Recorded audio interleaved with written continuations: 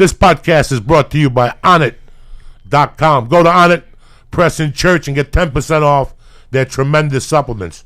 Number 2, the smarter choice. Get a great shave at a great price, conveniently delivered right to your door. Dollar Shave Club. And right now, Dollar Shave Club is going to give you a deal of a lifetime. The new members get the first month of Executive Razor with a tube of that Dr. Carver's shave butter for only $5 with free shipping. Go to dollarshaveclub.com and press church. Number 2, let me explain something to you. These days, you can practically get everything on demand. Like our podcast, listen whenever you want, when it's convenient to you. So why the hell are you still going to the post office, dealing with their limited hours, when you can get stamp postage on demand with stamps.com? Right now, today, use my name, Joey, for a 4-week trial that includes postage and a digital scale. Go to stamps.com right now and press in Joey. Welcome to the church of what's happening now. I love it. Monday, June 5th, cocksuckers. Uncle Joey's in your living room. Ralphie May's here. Syatt's here. Flying Jew. Let me explain something to you. The weight limit in this room is definitely over. I'm taking the over. Here we go.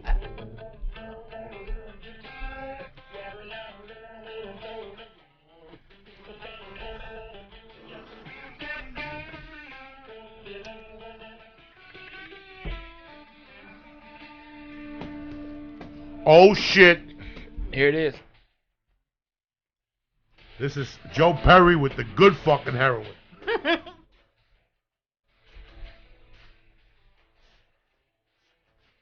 Set you free.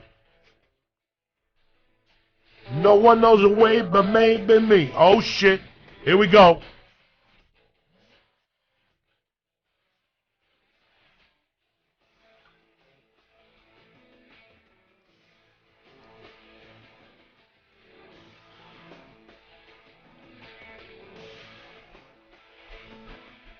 Good morning, glory. Here we go. Living like a king in a rock and roll band.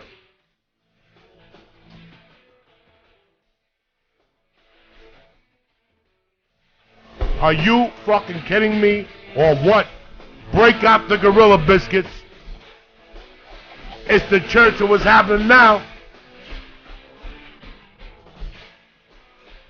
What's happening, you bad motherfuckers? Happy Monday. Happy Tuesday. Uncle Joey here, direct from Havana. I got my main man, Ralphie May. Hi, everybody. How are you? And I call him Ralphie May because that's what he sent the invitations out to his wedding. They put the wrong name out, Ralphie May. My ex-wife is dyslexic, and she proofread it, and I didn't care. Yeah, good. I'm Ralphie. Lisa, what's going on? Everything good in your world? Everything's great in my world. You got your little Crip shirt on tonight. You're ready to get shot by a blood. It's your type of night. You know what I'm saying? I don't live anywhere where bloods are hanging out. It doesn't matter. They'll hunt you down with your luck. You'll probably go to fucking Auntie Chang's Dumpling Palace. You'll end up at fucking Ribs and Chicken. What is that? Auntie Waffles over there on Sunset. Oh, And Crip will see you with your nice little fucking... blood will see you with your nice little Crippy shirt. And shoot you right in the Iranian beard. What are you going to do? You know what I'm saying? All you could do is keep plugging along. What's going on, Ralphie May? You looking good? You feeling good? I'm feeling good, Coco. I'm doing good. I just got back from Denver. It was tremendous. That place is on fire. It's great. The weed was too good to smoke, and it was too good not to, Coco. I can't lie to you. Did D in Colorado come by? Yeah, no, he's back. Wasn't feeling no good. Okay. Yeah, D is the best. I tried to get him out there, and I tried to get him a hotel room, and my hotel was sold out. And then I've been trying to get him to Vegas, and I want to get Tammy taken care of. Tammy's coming, but the problem is that I'm not there. You're not there that I know. So I got to give her a call. I was going to call her last weekend and say if she wants to meet up with us maybe here. Yeah. We're here, or maybe there was another place I was thinking where you'll be there. And I could go that weekend and hang out with you. Well, you know, I mean, I've got a big residency now. I mean, they've extended me, Coco, for another couple of years. So they did? Yeah, it's the first time they've done that in over 20 years. You happy? Yeah. I got a great house. I got a swimming pool. I mean, a hot tub, swimming pool right there. I walk out. It's high walls. Nobody could see anything. Walk out my shorts. Okay, while I got breakfast cooking, jump in the pool. It's 100 degrees. Feel like a champion. Go in, eat breakfast. Have some coffee. Wake up and get motivated instead of being all bummed out and depressed and laying up in the bed all day. It's allowing me. Small Nashville. I'm right now. It's half and half. I've got to sell my house there, but I'm gonna buy some land. My house has doubled in price in like 8 years. Nashville's booming, and so I'm gonna buy like 10 minutes outside of town, and it's a 10-minute drive as opposed to a 3-minute drive. I can do it. I can do it, man. We need land and teepee. You know what I'm saying? Dude, let me tell you. At this point, 40 when a tornado acres. comes, you check into the Motel 6. Stop. I'll be 20 feet underground. I'm going to build me one of them fucking bunkers. You okay, are? You're yeah, going deep, yeah. that's it, I'm yeah. going deep. Man cave with certain oxygen and shit. Shut that fucking phone I'm off. fucking sorry. Everybody's No hit worries, me I'm up. breaking your Go on balls. there and fucking love you. It's you look good. I Your feel demeanor's good, Coco. We were I talking feel good. We were talking about divorce when you walked in. Yeah. Like what I had gone through. We were talking about the separation was easy for me because you don't know you want to be free till you're free. Right. People really don't know they want to be free till they're free. They think Right. something's going on, things are not clicking, you're feeling kind of sluggish, but maybe it's a situation you're in. Right. So nobody knows they did a divorce till they're getting divorced. And you go, Jesus Christ, thank God. I'm getting divorced. You're not final yet? No, not yet. When Not is yet. it finalized? I don't know. That's as soon as it gets done, it's done. It's another 100,000 for Probably. paperwork. Yeah, Probably. it's That's all on the bills I get, dude. Another 60,000 here, 70,000 there, 85 over here. I mean, there's 6 lawyers involved in 2 states, so I mean, it just keeps on adding up. But look, I married a great girl. She's a great mom to my wonderful children, and God bless her. That's all you can do. That's all you can do. I want her to find love and be happy and just go about her business, I wish I wanted that for my ex-wife. You know what I'm saying? Sorry. I wish I could be positive for my ex-wife. First of all, I don't say what I want for her because you never put it out there. It's like throwing a jab and leaving yourself open. I just leave it in God's hands because, at the end of the day, I'm here. Yeah. And the best revenge is success, Yeah. So it took me years to learn that and to come to terms with that. So now I don't bother nobody, dog. No. I don't bother nobody. I really keep it as light as I can. Yeah. I was telling you that when you walked in before that at times, listen, man, I had a really there's 2 ways to say it, Ralphie May, and no way is the truth. I can tell you I had a really shitty childhood, but I can tell you I also had a lot of fun in my childhood. Right. I couldn't imagine if my mother would have stayed alive, but then she would have also found that I got left back when I was a dumb fuck. So God knows where the fuck that would have taken it. But at the same time, I had these people around me that at the time I thought I had superpowers because whatever pain I was going through, they made me forget. Like either we went to Rudy's or we went to Chan's or we smoked a joint or we did a lot of criminal stupid shit, Yeah. And it seems like I've been away from that for 30 fucking years. Like this month, it's 30. Lee, sometimes you sit there and go, oh my God, I have to do that. Lee, this month is 35 years since I graduated high school. Holy shit. Yeah. 35 years. Wow. The other day I got high and I almost got an anxiety attack when I thought about those dates. I had to do the math on paper. That's how fucking blown away I was. I'm like, I have to do the math on paper because this cannot be 35 fucking years. What you're trying to tell me is that 35 years ago I graduated high school. That's what you're trying to fucking tell me. You know what's fucked up? What? You just said you got left back. Look, they kicked me out of school. I didn't even get to graduate. So, like... You didn't graduate on stage either? No. What a fucking embarrassment that is. I know, and my classes had reunions, and they don't invite me. I'm the only one from Clarksville, Arkansas that's, I don't know, been on TV, got 9 specials, Netflix, stand-up comic. We're not gonna have him. It's so crazy. Maybe they... You know, a couple of years ago, in 2010, the class 2010 wanted me to come and give the graduation speech, and the fucking school. So I canceled a week of work. All right, I get a nice suit made for me. All right, I get my car shined up. I'm ready to go back like a doctor and be nice. And 2 days before, they had one of my old buddies call me up and go, "Nah, an insurance guy's gonna talk." All right, the kids wanted me, and they invited me, and I accepted, and so it's like that whole thing cost me like $60,000 to be called a motherfucker. It's just like, why wouldn't y'all let me be there? I don't know. God bless them. Maybe somebody in Clarksville, Arkansas is a fan of this. I got my buddy Dirty Sanchez. He's Nicky is right there running a barbecue place with this Peckerwood white hillbilly or pillbilly. So how long ago did you get thrown out of school? I got thrown out of school. To graduate high school? 1990. So yeah, 27 years. 27 fucking years. Jesus I know. Christ. I know. So how long have you My been out of high girlfriend's school? 25. How long have you been out of school, Lee? It's gonna be 10 years. This month. So yeah, I'm having the reunion. I think it's Thanksgiving week, which is weird. I don't keep in touch with anybody. One guy. Where are you from, Lee? Right outside of Boston. Oh, okay. Like North Andover? Sudbury. It's near. Oh, I know where Sudbury is. Oh yeah. It's a yeah. fun There place. used to be a Chinese food place there that had Best comedy. one. Oh, yeah. No, they had comedy in Sudbury? Yeah. No, I think they had comedy in Worcester. Worcester at the No, Worcester had it, and then there's Kowloon's. Yeah, Right. that's on Route 1. Yeah, it's on Route 1. That's what Dean Delray's and then performing. Sudbury had a Chinese place that I did comedy at one time. It was owned by Nick's. So I did that in the 90s. Was it Lotus Blossom? Because that's like the only good Chinese place there. I think so. Holy shit, that's crazy. Yeah, I never so imagined I've been in your them doing hometown. comedy. Yeah, it's a. I drove through because you always talk about that, Joey, about like seeing where you were.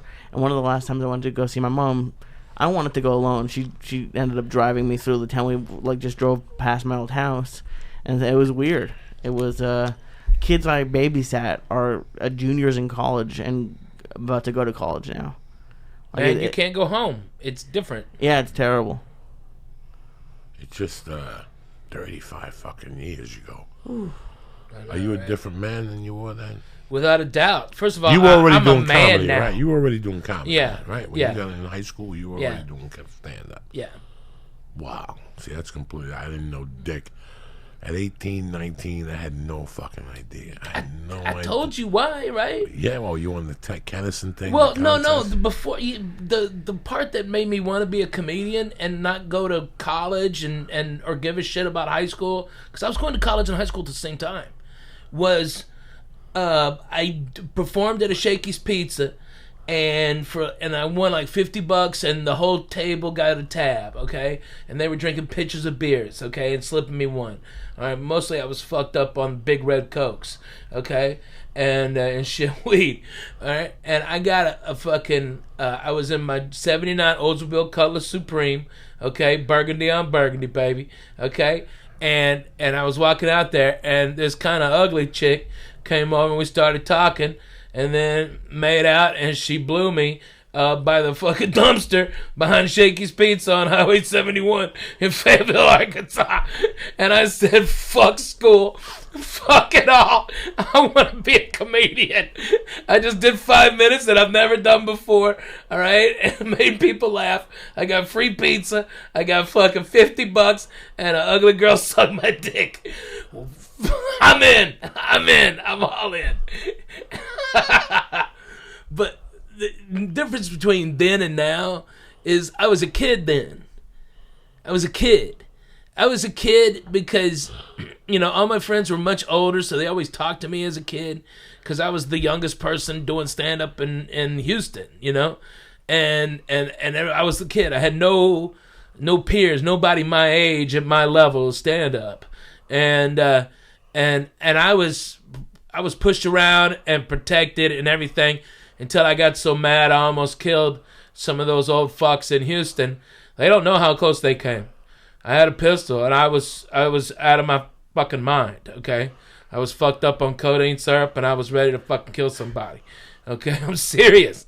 And I moved out here after the Latino Laugh Fest, Joey Medina, and I met you.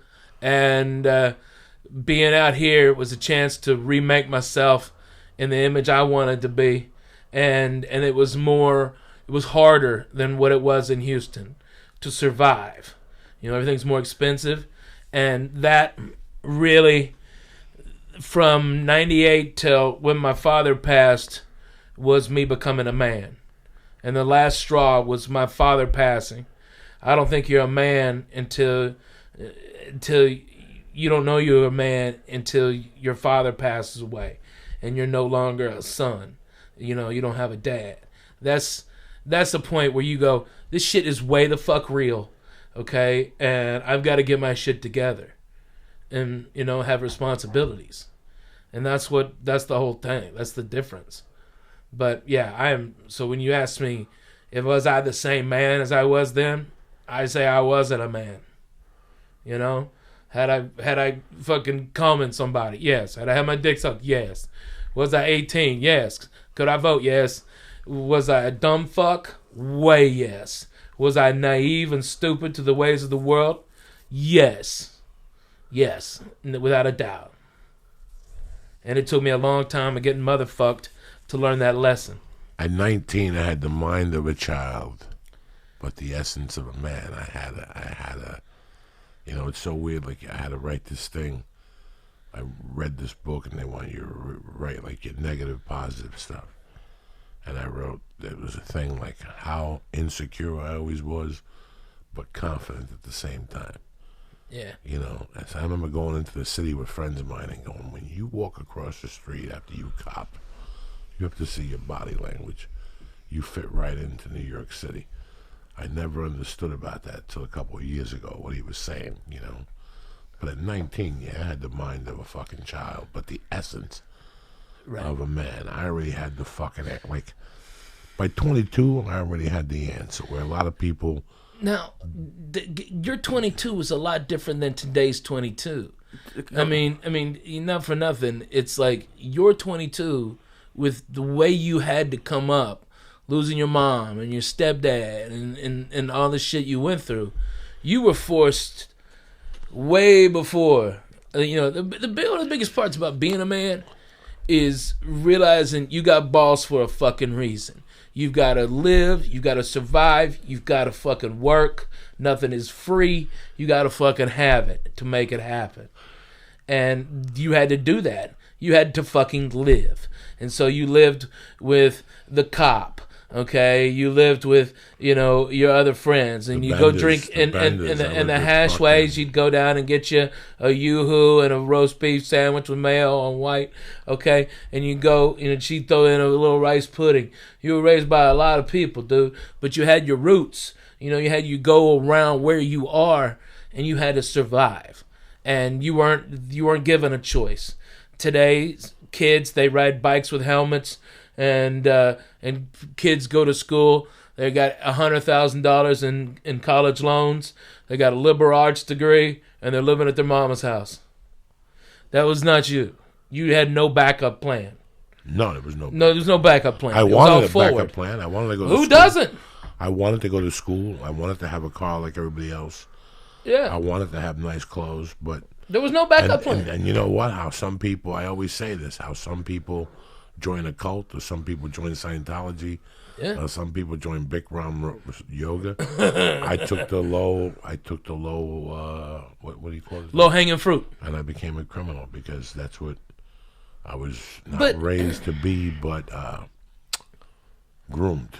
Yeah. Groomed. I was groomed I had been shown that as a kid. I had been shown a lot of avenues, and I knew how easy it was. Yeah. I had been doing it, I can't believe that the summer that I turned 16, I hit the number. I hit the number for $2,500 on my birthday, guys. That's strong. Did you ever know that, Ralphie? I don't think I did. It was a 2-foot blizzard in Jersey. Holy shit. And what I wanted for my 16th birthday was, I started the day at a karate tournament. Yeah? All right, and the deal was I was going to get first place in fighting and first place in form, and then I was quitting martial arts. I couldn't take it no more. It was too hard for me to go uptown and play basketball and have a girlfriend and talk to friends, and then in the middle of all this, I got to take a bus to Union City and walk a mile and do karate till 8 o'clock at night, 10 o'clock at night with men. There was just, the schedule was too packed. And besides, those guys didn't get high. They didn't listen to rock music. I loved them. I loved geeking out with them on the weekends. So that Sunday, I started at a competition like in fucking Newark. They were going to cancel it, but they shoveled the roads. And I got to go to the competition. I got disqualified. But before I was leaving, no, I'm lying to you. I came back from the competition about 1:30. And North Bergen kids were like, what are we going to do? And I go, let's go to the movies. Let's go to Jersey City to the movies. Let's take the #1 bus and go to Jersey City. So as I was leaving, my mother was drinking with the bookie and his wife and his brother and the cousin and the people across the street. And my mom looks at me, she goes, he wants to give you a present. He wants you to put $5 on a number. What number you want? I got 219. And I just left. And I didn't even fucking think about it. Oh, my God. I went to the movies. I bought sporting goods in Jersey City, right across the street. I used to buy sporting goods in those days. They're probably still there. In Journal Square, from where the dude who blew up the World Trade Center the first time, the blind guy, that was his office. Sheikh Khalid. Sheikh, whatever his name is. But I walk in the fucking door. Me and my friends got to take off our shoes. And my mother hugs me and goes, congratulations, you hit the number. I go, come on. I go, what did I win? And she goes, for $2,500. Wow. So I gave him a $500 tip. Oh, that's nice. I gave my mother $500 and I kept $1,500. And the deal was I was supposed to put it in the bank. Fuck you. Yeah, right. I took a nickel out of that motherfucker and started buying acid every weekend. Up in Pittsburgh, doubling my money, tripling my money every week. It was ridiculous. I was living like a fucking prince. As long as I had that acid, I always had $200 cash on me. Yeah. Because it was an $85 investment, and I was getting back $300. So I was making $215 on every 100, Jack. I would sell 100 in 2 days, Lee. When you're fucking 16, you're making $215 every 2 days. So wait, how many hits of acid would you buy? 100 for $85 and sell them for $3. And then, but did you ever think about like what transporting 100 hits of acid across state lines would have? Not one time. Oh. And I could look you in the eye and tell you that. Not one time. I knew I was going to sell this in North Bergen to high school kids. It was a bubble. I was completely safe. Completely safe. I would sell Black Beauties. I would sell ups. And I dabbled a little bit of weed. A friend of mine, Joe, would sell me a quarter pound for $200. And I'd sell an ounce for $100. So you'd make $200 right off the fucking top. I usually make $150 and smoke pot like a savage for a night with my buddies. Show up with a bag bigger than your fucking head, Lee. Jesus Christ. Oh my God.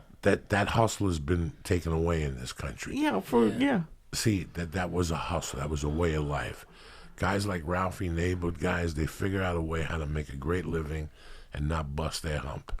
So what they would do is they would fucking get a job that they worked 8 months of the year, but in June they were guaranteed laid off.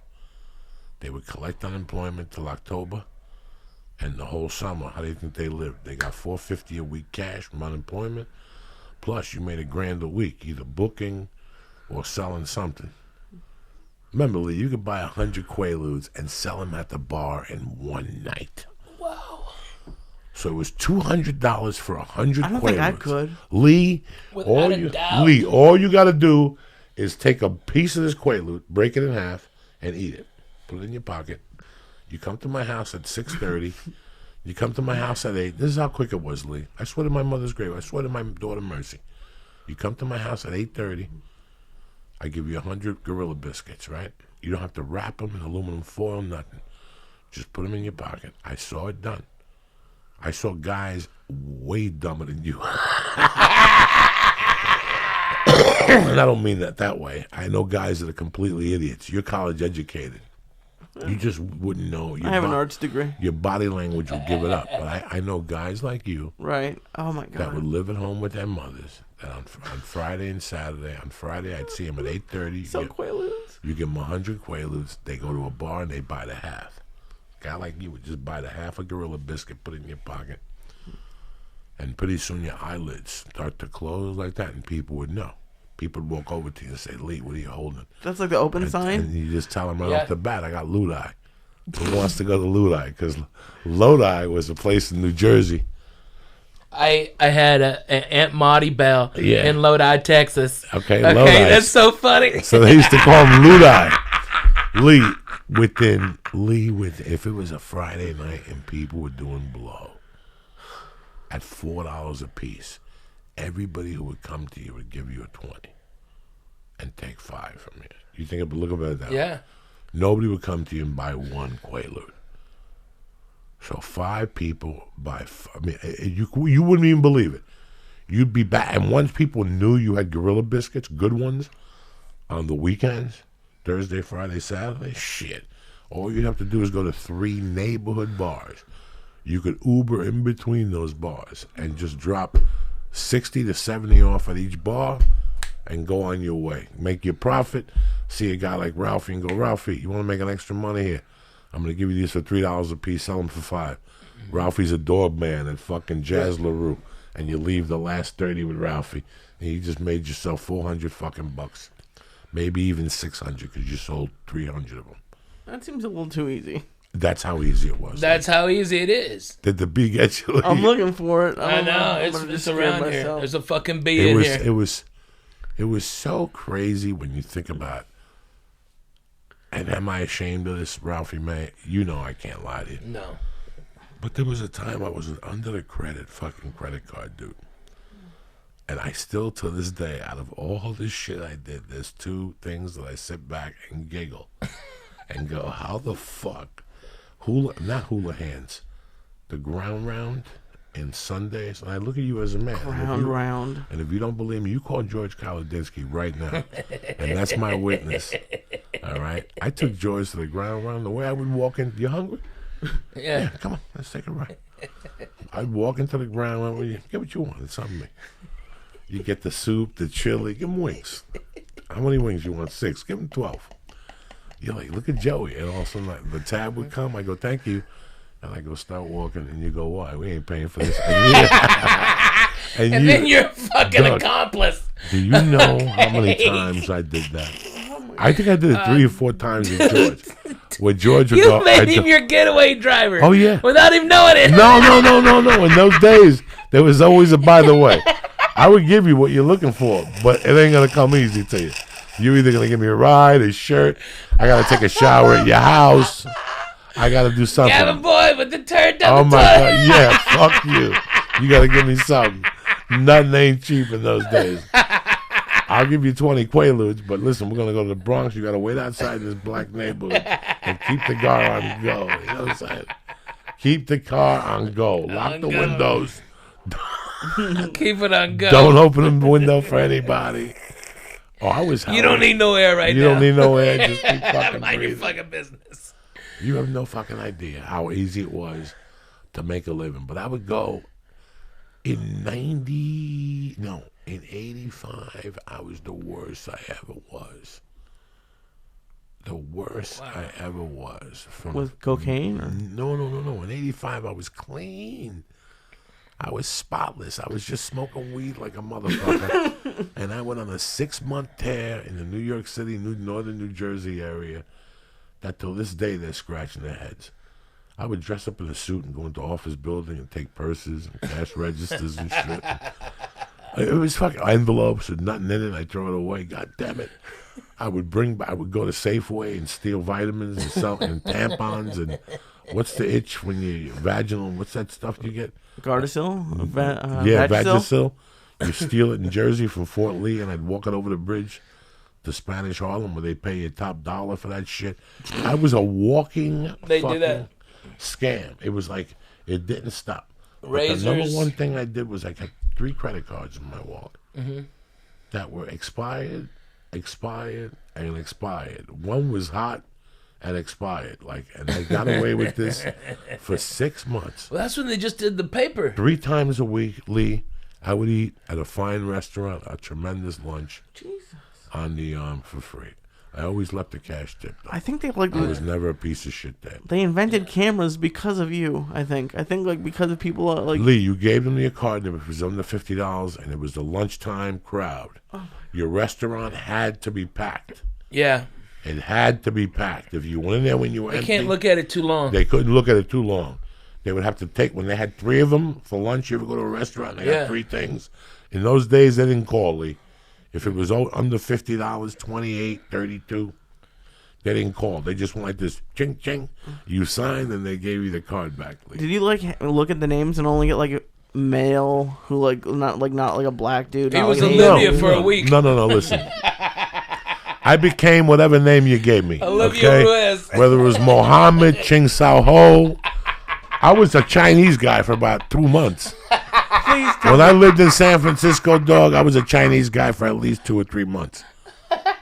Because I used to go to that fucking Japantown up in San Francisco, and they were the only people that would take traveler's checks without a credit card, without a license. They were in on the movement. Well, yeah, the Yakuza, they have were you in even on it. signed for that credit card, dude? You can't. You have no idea, Lee. That's how it was, You man. got to talk to the people like you own the joint. Let me get that watch. Let me try it on.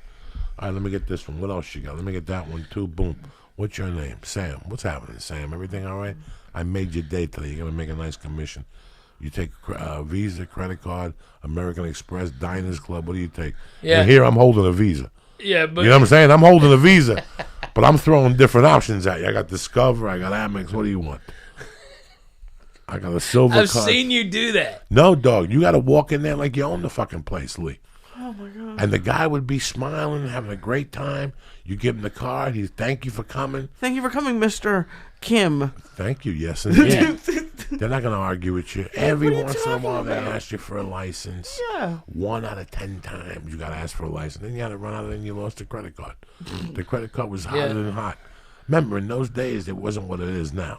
If I stole a credit card in L.A. and I sent it to you overnight mail in Jersey, you had 2 days to go bananas because it would only break down in zones. Right. So it would break down in the West Coast zone, the mountain, the whatever. If you did it on Central. Friday, you had till Tuesday. You had till Tuesday. Oh, Lee, there was 1,000 scams. Remember, in those days, I would say to you, Lee, give me a nickel. I'm going to give you back $5.50. I ain't going to do that. Watch me. I go buy $500 worth of traveler's checks, and we get you fucking 30 cents on the dollar, whatever, and then we bang your T-shirts. You have no idea, Lee. You have no fucking idea. I can make your day. I can say to you, Lee, you need a VCR? Yeah. Give me $100 because I'd use the traveler's checks. It would cost me nothing. The traveler's checks would cost me nothing. Okay. 30 cents on the dollar, maybe a favor. Like in those days, the Cubans used to get a ton of traveler's checks, but they couldn't use them because they didn't speak English. So I was the only motherfucker that outlawed. So they'd tell me what they want up in Japantown, and I'd get it for them, but charge them a vig for doing it for them. I'd go 50% on them. And what were they going to do? They couldn't use them themselves. They couldn't even speak the fucking 50, language. oh my god! Fucking craziness, right? This is the shit that keeps me up at night. How do you come up with this stuff as just on the fly? This is your Make these you're running an empire. You're out there. You're a one-man army on a daily Jesus. basis. You wake up in the morning, you go to a Charties, you order breakfast, and you put it on a tab. And you tell them you're going to be back by 5. And let me tell you something. You want to know about pressure? When you put breakfast on the fucking tab, and you got to come back by 5 with $10. So I got to make time. I'm already minus 10. It's 9 a.m. I got to put this fucking day together here. I got to do a half gram tonight. It's ladies' night at fucking Apollo. I got to come up with a new shirt. I got to go to fucking Walmart. In those days, there wasn't no Strawberry Walmart. daiquiris. Yeah, I got to come up with a yardstick for that. Somebody's getting robbed today. Ooh. What a fucking nightmare. You have no idea, Lee. You have no fucking idea. I'm very happy that whole shit. Today I was talking to Larry, and we're talking about something. We're talking about businesses. And he goes, what if you just took the little business and moved it to Vegas? And I go, let me explain something to you. That's called borrowing from Peter to pay Paul. Eventually, they're gonna nail you on something. They're gonna realize you don't live in Vegas or some bullshit, and you're gonna go away. That was me 35 years ago. Yeah, fuck it. Yeah, let's do it. Who gives a fuck? With no repercussion at all. It's the repercussion that fucking kills you. Right. Yeah. I had, when I moved in, I didn't transfer my electric. It was just on. I had it for like a year and a half, and they just turned it off one day. I had to go in and pay. I think it was ended up being like $1,400. What are you gonna do? Jesus. You know, it's funny how Poor Matt Becker. I quit high school that August. Like that August before my senior year. Yeah. I was like, there's no sense in me going back. Who am I kidding? What am I going to do with my life? Like, I was at that point, I go, what am I going to do? I'm going to go to school. Yeah. I go, this is a job. It's union. They promote from within. Right. These guys make money. I knew all about this company because I had worked for a lumber yard that was a Masback Century hardware chain. This was the warehouse. So I would talk to the guys that delivered all this shit, and they were telling me how much they enjoyed working there. And one day I realized it was down the block from where I was living. And I went from being a daytime shift guy to a nighttime loader. So I said, what am I going to go to school for? I'm making $15 an hour. This ain't bad at all. I could do this forever. This takes me fucking 4 hours a night. And you know what, bro? I went back like in November, and I pegged it out. I tried to do all the credits, and they came back to me, and they said, you're not going to graduate on stage. And I said, then what the fuck am I doing this for? Yeah. And I don't get invited to anything. Nothing, I know. Nothing. I know. Nothing. Listen, guys, I'm over it already. Like, I know, right? It's like I have to be over it. I miss a lot of those people. First of all, no, but I talk to a lot of those guys. Yeah, I don't. See, I talk to a lot of those guys, especially now, lately, the last few years. In fact, I want to give a shout out to my buddies having open heart surgery fucking Wednesday. If I didn't have Brea this weekend and my wife didn't pick, if my wife didn't pick Tuesday, tomorrow to fly, I would have fucking flown back to New York at least Monday. Yeah. This guy went to my mom's wake. Wow. Like, I go back that deep with it, with Steve Avillo and his family and shit. So I'll be praying for him on Wednesday. Open fucking heart surgery. Plays in the band. Went home one night. Had to get rushed to the hospital. His heart was beating too much. Don't do drugs. Yeah. Hasn't done a drug in 20 fucking years. Then it happened again. He had an episode again. So they said they have to do something to his valves. So. Wow. But I was all 4 years with that kid. That's fucking amazing. 35 years. And guys, you're listening to this podcast. You're like, what the fuck's Joey talking about? Let me tell you what he's talking about. It goes fast, motherfuckers. It goes real fast. Real fast. I know next year I'll know Ralphie 20 years, right? Yeah. 98. That's how fast this motherfucker knows. I know Ralphie from an apartment to getting a dog to getting married to having a big house to having 2 kids to having 2 houses. And a bus. Now back to one house. Now back to... or no house. It's fucking Reno, Tahoe, and back to the ghetto. I'm so lucky, dude. No, the guys at Caesars are just treating me super nice now. You know, I mean, it's phenomenal. They're class acts. You know, and I can't be mad the way I'm being treated or nothing. I can't even gripe. Well, listen, brother. And like I tell people all the time that you said it when we were talking earlier about there's no escalator to the top. You know, you're not getting paid right now. You're getting paid for the shit you did when you went up to Visalia and your fucking keys fell down the elevator Oh my shaft. God, I remember that. Okay, and you had to get, you know, who does that happen to?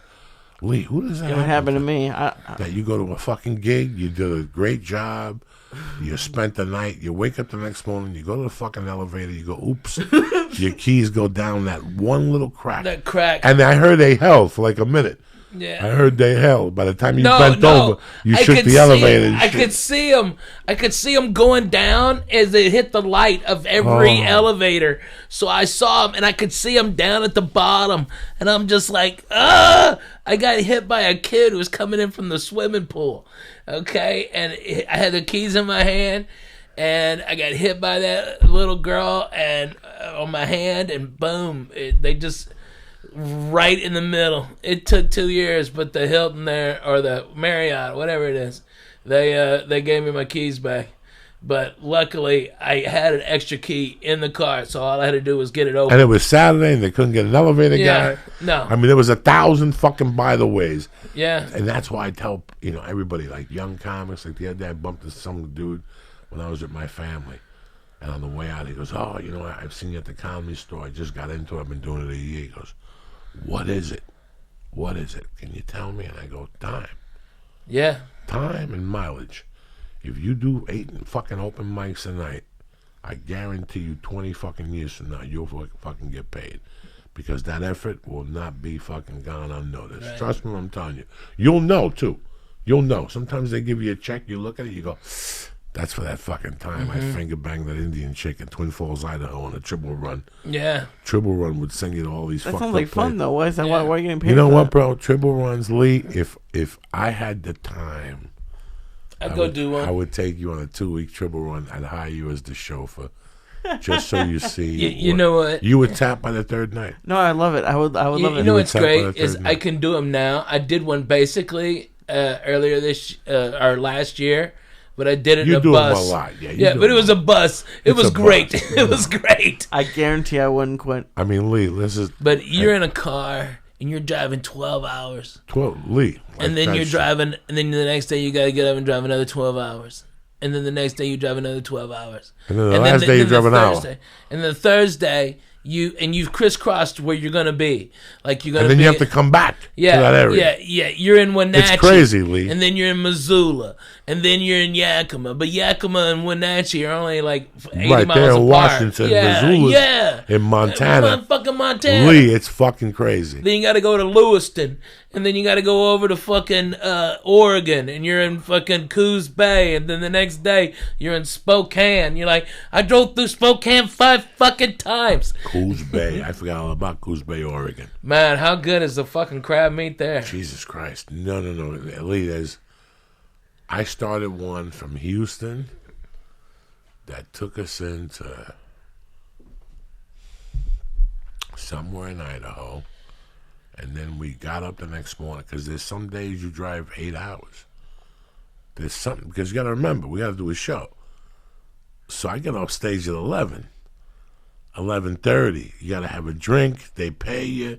You got to talk shit. These people don't see civilization.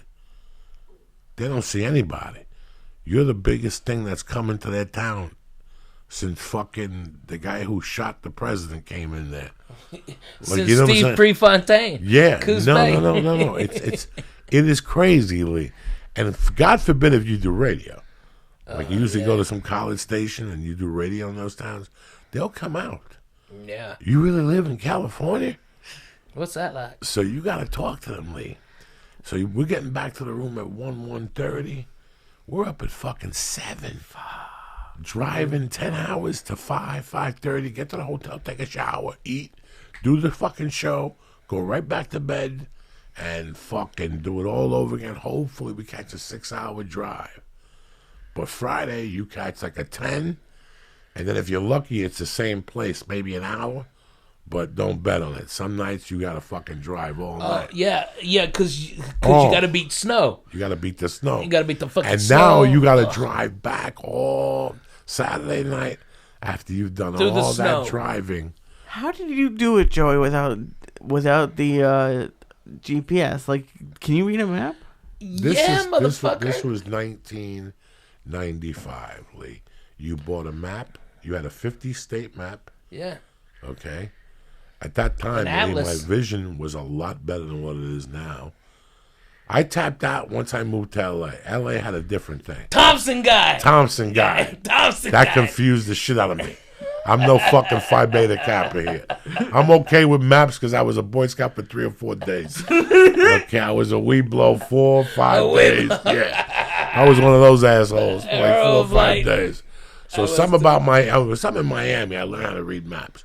So when I got into the triple runs, you had to get the state and drive it out, and then go to that page and put like a fucking paper clip on that page and your page and get the connector, and then I would circle that, and then I would get the directions from them also. They also sent you directions.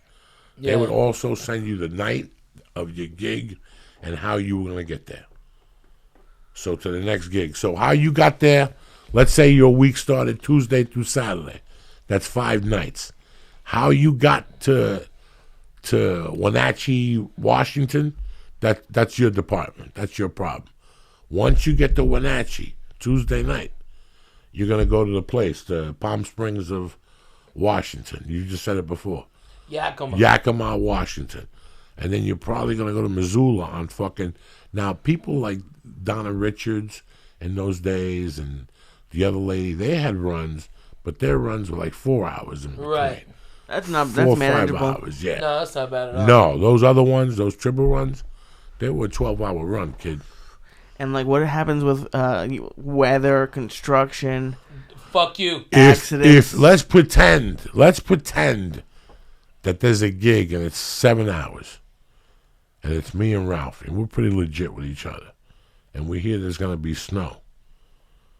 Guys like me and Ralphie go, you know what time it is? No Does and Mountain Dew.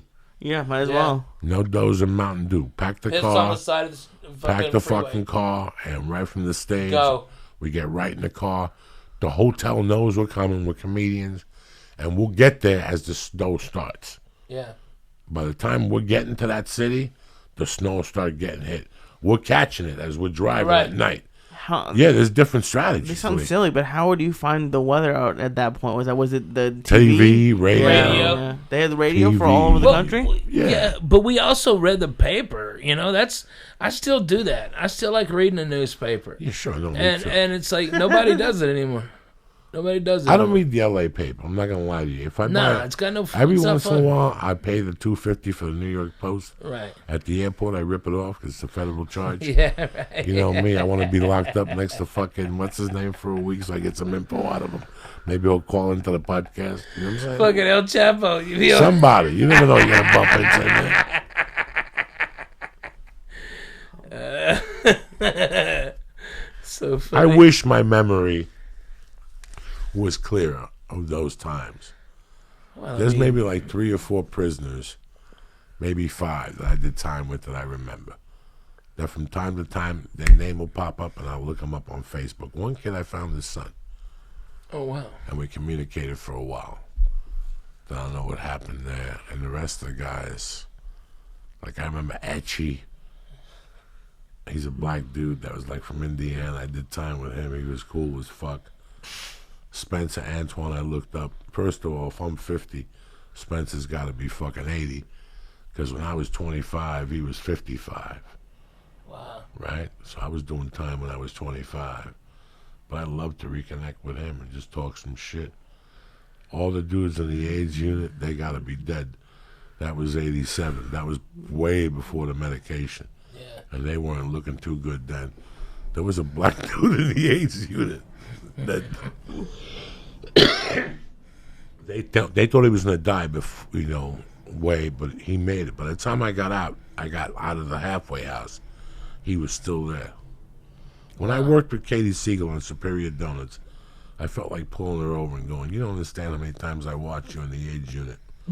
That fucking show, Married with Children, on Sunday nights. Oh yeah. We'd get a bunch of food from the visitations. And we'd fucking watch What? Married with Children. Like 8 prisoners, and the dudes who had the AIDS, they wouldn't leave their bedroom. Yeah. They would stay in their bedroom. But we were cool with shit with them, bro. We would knock on their door and make them come out and eat. We used to have tons of food, man. Is that me? yours? You? It's not me. No, it's not me.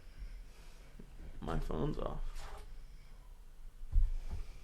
I'll turn mine off. Maybe it was mine. I don't know.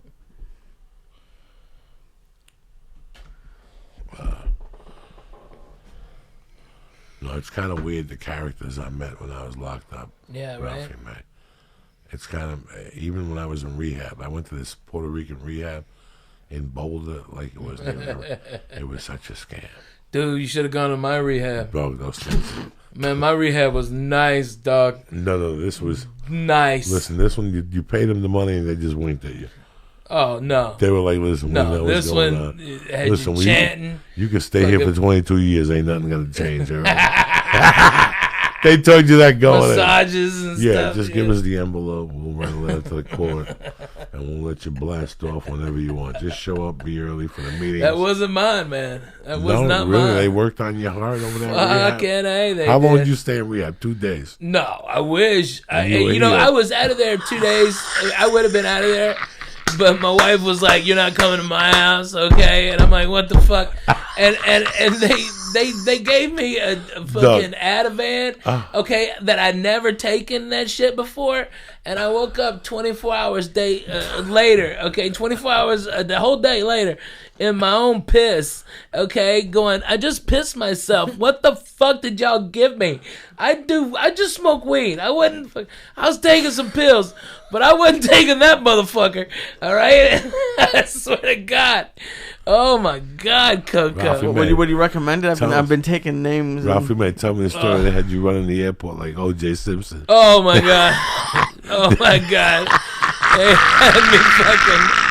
It sucks so bad. They got and it's like, you know, as mad as my wife was, she's like, hey, he's got to get out the urn. Okay, so it was rehab. Pew, I'm out. Okay, I'm out and about to come back. They made me take piss test. There's nothing in it again. I'm like, I told y'all. What the fuck? Let's just go. But it was good to get my head right. How long did you stay in rehab? 34 days. That sounds nice. Yeah, it was great. I ran it out to the insurance, said, fuck it, we're out. Insurance billed it? Yeah. They paid for the whole thing? Most of it. Yeah, it still cost me like $60,000. When you went to the rehab, did it help you? You know what? I wasn't addicted to drugs. I was gonna be, because I had PTSD, and I would have been. I really do. Why are you laughing at PTSD? Because he's a cocksucker. That's why, and he loves torturing me. I'm just trying to think. What he's got PTSD. I was there on many occasions. Yeah. Was it the fall on Gardner? No, cocksucker. That's what Ralphie May, get up! That thing is gonna mug you. Was it the time we found the hooker? I mean, there was a lot of situations when you could have gotten PTSD. That's all I'm saying. No. It was when I almost died in Tampa, but you were fucking such a dick. All right, I know. Put the sandwich down. That's what it means for Ralphie May. You told me that joke one time. You go, you got PTSD. I mean, put the sandwich down. Cocksucker. That's the problem you got. But I would have been addicted. I would have been. Ain't no doubt about it. And I'm on Lexapro and Lamictal now, and man, I feel phenomenal. I'm not fucking bad about nothing. You should be like a rap on the commercials for them. Man, I feel Dollar Shave Club. I can do it all day. What's Lexapro for? It's an antidepressant. And does your dick still get hard now? Yeah. There's got to be a by the way. No. With the Lamictal, my cums are like twice what they used to be.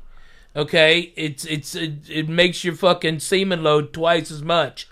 All right, which means my nuts get a little sore, so I gotta fucking drop a batch pretty regular. Okay, but man, it's like more volume than it's like a fucking wet sock or a ladle of pancake batter up against the wall. It's like too much. It's like Stymie when he got hot with the ink. I'm over here laughing because there was 2 other times when Ralphie got PTSD when I was there. 200? 2 other times, not 200. The one time he got up yelling and his head went into the light bulb and it burned his top of the scalp. That's not PTSD. That was hilarious. And sleeping next to Jodie Furtick when she's passed out and you want to finger her to death. And you got to sit there for an hour. You can't. Whacking off in your pants. Oh, my God. That'll give you PTSD. Oh, my God. Me and Ralphie would play fucking drink a poo with Jodie. And we'd sit there praying for her to just take her clothes off and blow. Oh, my God. It was terrible. Oh, my God. Fucking crazy days, Lisa. I had 20 years of comedy in LA. Fucking fucked up building. Just it's so crazy, dude. You know, Like, I was at the store last night, and like the new comics, they don't have a lot of camaraderie like we do. Like the same guys that we used to roll with, I saw last night, and it was like even though I haven't seen them in a year, it was like I saw them last week. You know what I mean? Because we were down so much, you know. I like Mike Young. Okay, saw Mike Young. It was good to see Mike Young. Yeah, right. Night. It was good to see Brody Stevens last night. Man, no shit. Chris D'Elia had me dying. Dude, you had me dying with that fucking harp. He was doing something about Tupac. That when Tupac was dying in Vegas, he was taking his last couple breaths. The cop went up to him and said, "Tupac, quickly, please just give us something. Tell us who shot you. You saw who shot you." And Tupac took a minute and gave the cop the finger. So he did this whole bit on how, would he give the cop the finger? You know what I'm saying? If he got shot and shit. So I was back there, stoned to the gills. I like Sunday nights at the store. Me too. I like the off fucking nights. Yeah, but there's no off nights at the store no more. Dude, it was. I had to sit on a stool. Yeah. On the doorman stool to watch your show. So that was PTSD. There was a couple times you with me. No, it was just fucking me dying. It was me almost dying and not being able to breathe for 11 days and no sleep. It fucking broke you. You know, I mean, I couldn't sleep for 9 days straight. I was in ICU. I had this thing breathing for me. I couldn't go to sleep. And so they were sucking stuff out of my lungs. And it was brutal. It was fucking brutal. And that's why, like, I can't sleep on white sheets. Because it reminds me of the hospital. I have a really hard time sleeping. Because I don't want to... If I go to sleep, I think I'll die. All right? And so that's why I take the pills now, and now I sleep, and I'm not crazy no more. Good. Where's Tony Bennett, cocksucker?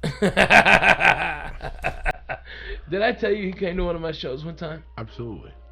He's so cool, man.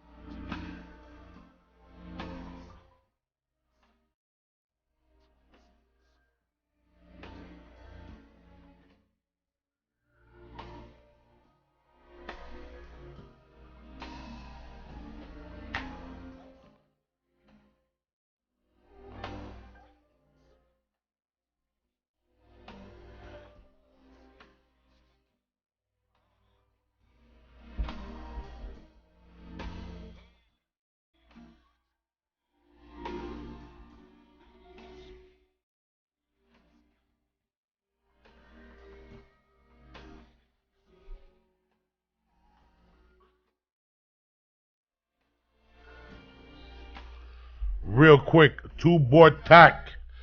Phil P. Marchetti. Dominic Salas, you fucking savage. Lemon GF. Tony Eichenlaub. Ookie Spooky. Andrew Wong.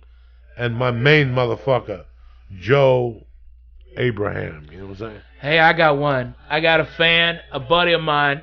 His name's John Roberts. Listen to this guy. He's an Ojibwa Indian. Okay, on the Red River Reservation up in northern Minnesota.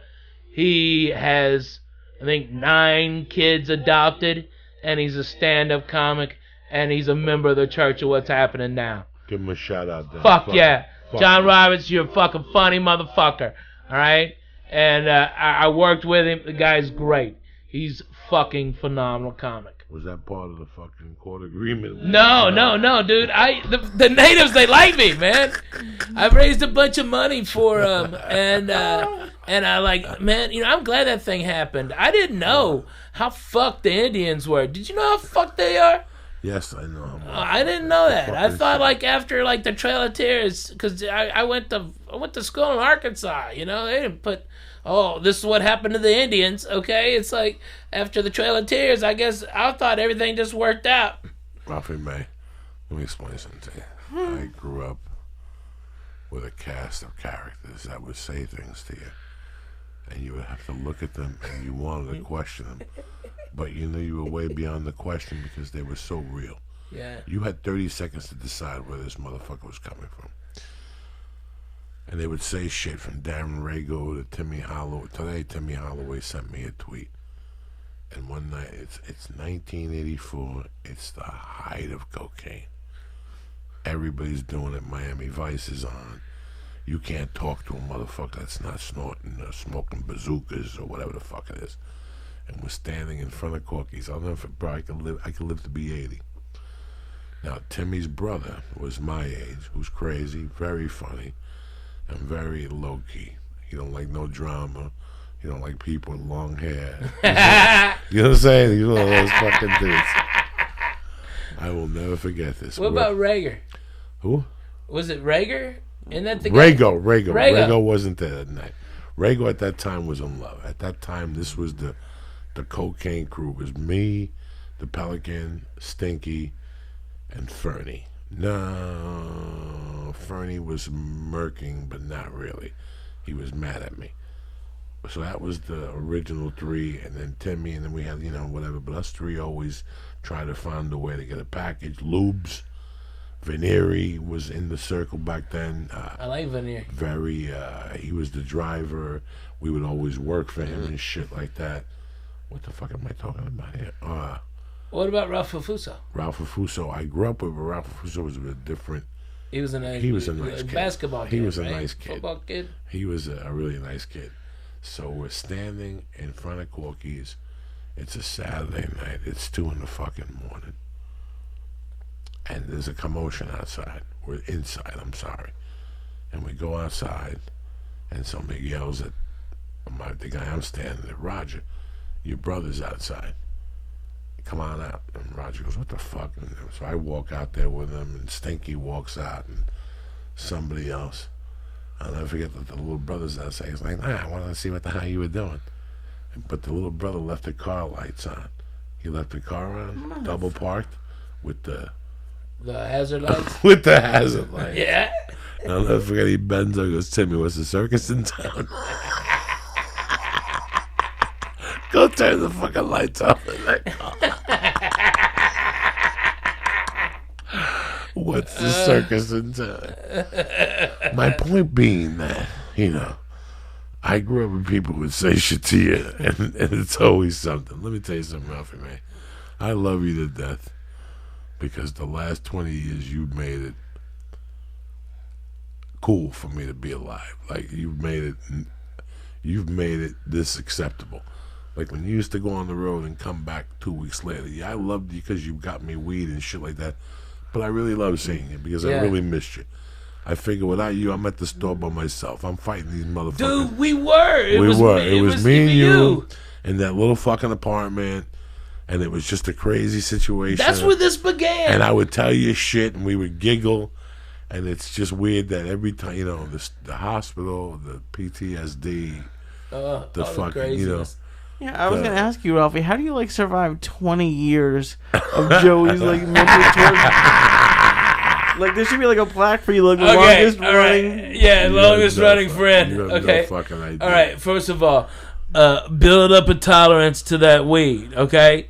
All right. You got to be ever mind. Now, have you been a getaway driver yet? No. I'm not aware of anything. You haven't been a getaway driver yet? I don't believe so. And Coco's not the same Coco he was. Okay. No. So, and I mean, while you get the Bolivian flu every once in a while, you never fucking brought it around me. No. I do little bumps in your bathroom. Right, but, right. But nothing disrespectful. I if when I first got here from Houston, if you'd have put out Coke right there, I'd have died. All right. But you were always a gentleman. Always a gentleman about it. No. I wasn't even talking about that. I was just talking about him torturing you mentally. Oh my God, the tortures. Okay, all right, I broke my fucking hand. I hit a guy at the fucking at the post office because he pushed an old lady down because she couldn't hear the Asian lady. She was an old Russian lady, all right, and he couldn't hear the next go, net please.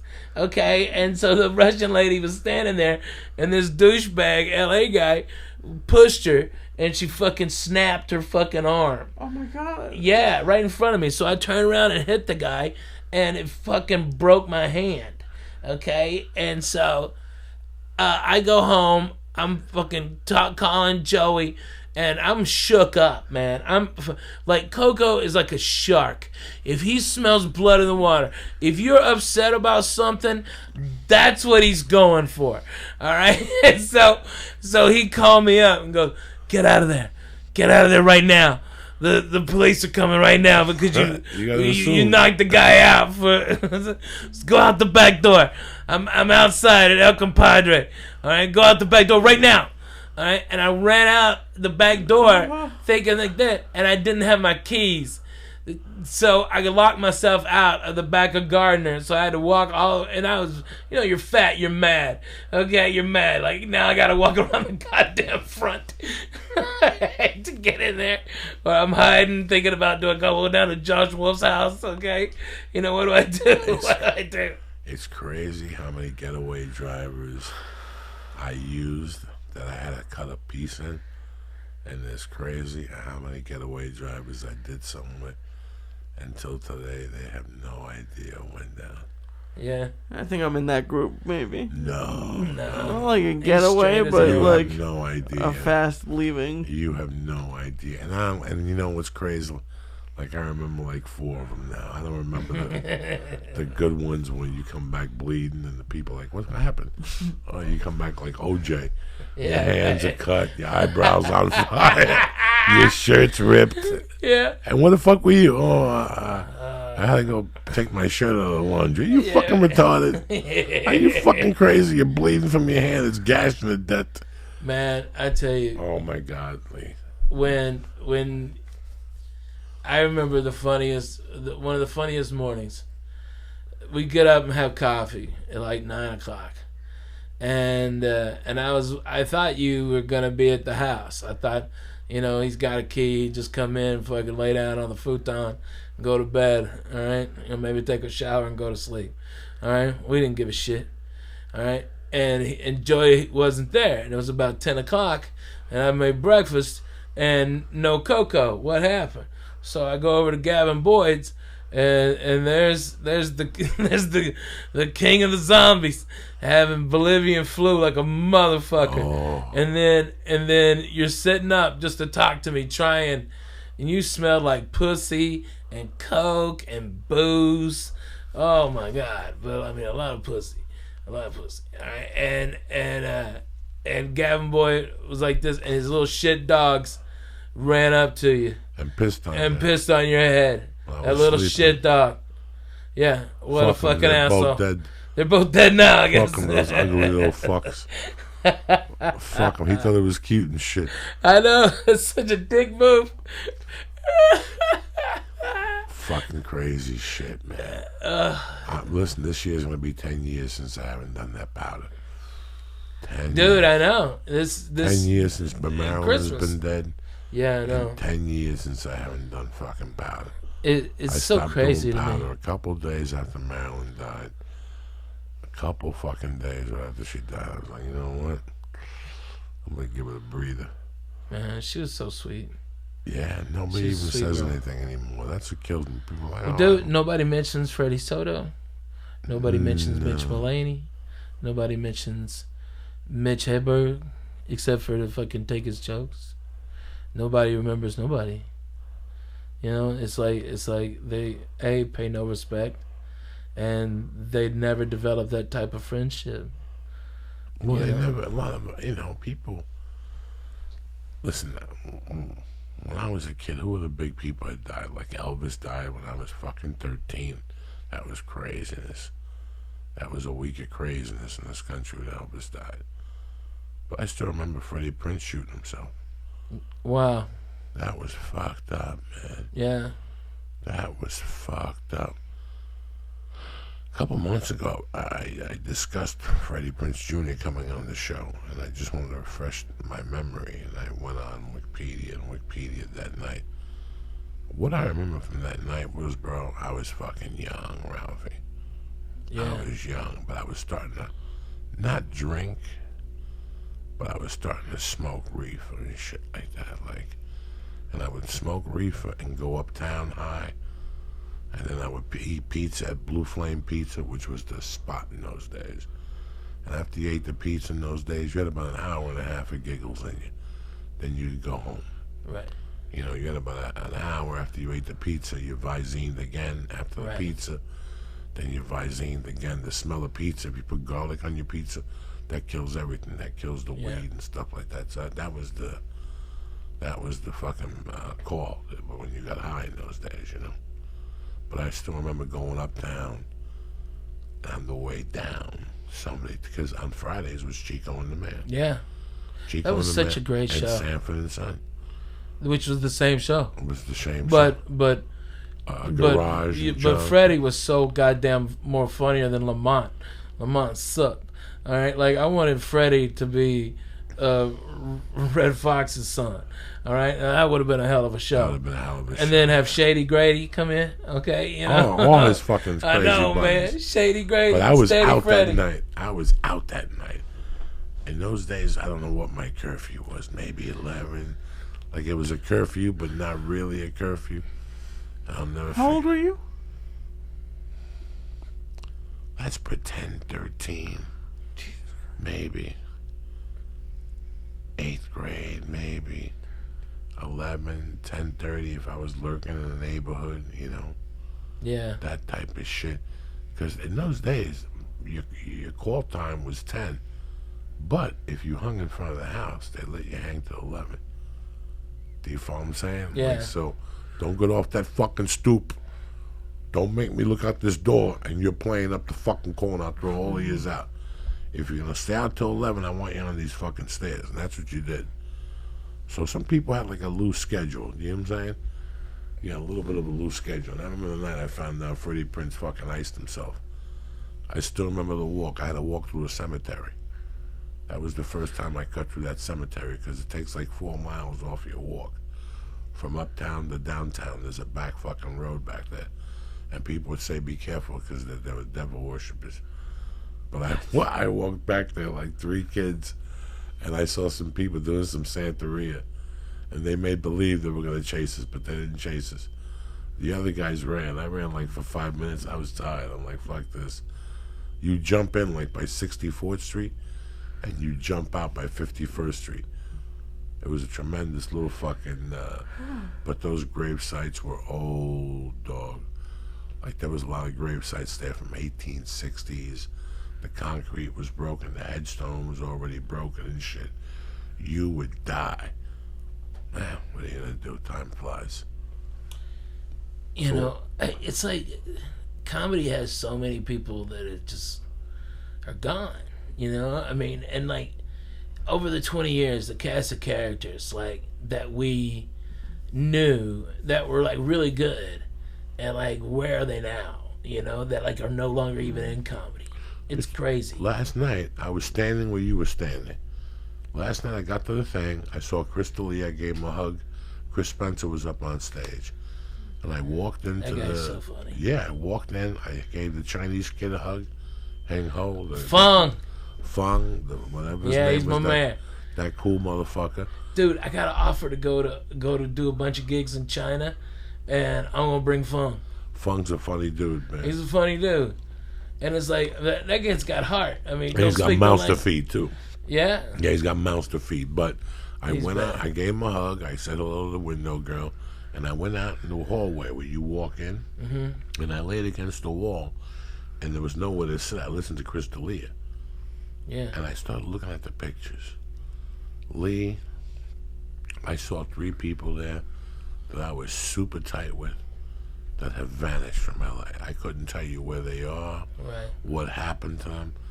It was crazy how many people were on that wall, and I was like, wow, they used to be here every night. Yeah. They were doing this, they were doing that. They just disappeared. I just did a show in Connecticut, Mohegan Sun, and Beaumont Bacon showed up. Get the fuck out of here. Gave me a big hug. I gave her a big hug, told her I loved her, told her I was there the night she rocked the main room. Man, I saw that. And that pissed a lot of people off. yeah, no. She fucking rocked that it. spot. Yeah, no. I was saw there that her. night. So it's just crazy that you look at these people and you go, fuck, I got a spot at 10:30 at the store. How lucky am I? 20 years later, I'm still doing a Sunday night spot at the fucking store. And now the difference between 20 years and now is that 20 years ago, this room would have been 60 people. Less. And a great room, don't get me Yeah. wrong. It would have been a great educational But room. dude, the time we'd get on, because we get bumped down, first of all, you hear Andrew's coming, okay, and Eddie's coming. I wouldn't, nobody said, let me explain to you how the mind of Joey Diaz worked. Okay, number one, at that time I was an addict, Lee. Let me explain something to you, Lee. You want to learn from the Jew? God put you in the right Jew's hand. There was a way to make money at the store. There was a couple angles to make money at the store. You could get the main room, which I never got. Not because I didn't want it. Every once in a while, she gave me a Saturday night in there. And that put an extra $100, $50 in your pocket. But you didn't get rich in there. You didn't get rich in the OR either. You get $15 a spot. But she cut me a deal one night. She goes, do you want to host? And she goes, how about you work the door from 7 to 10, I'll give you $25. And then you host from 10 to close, and I'll give you another $25.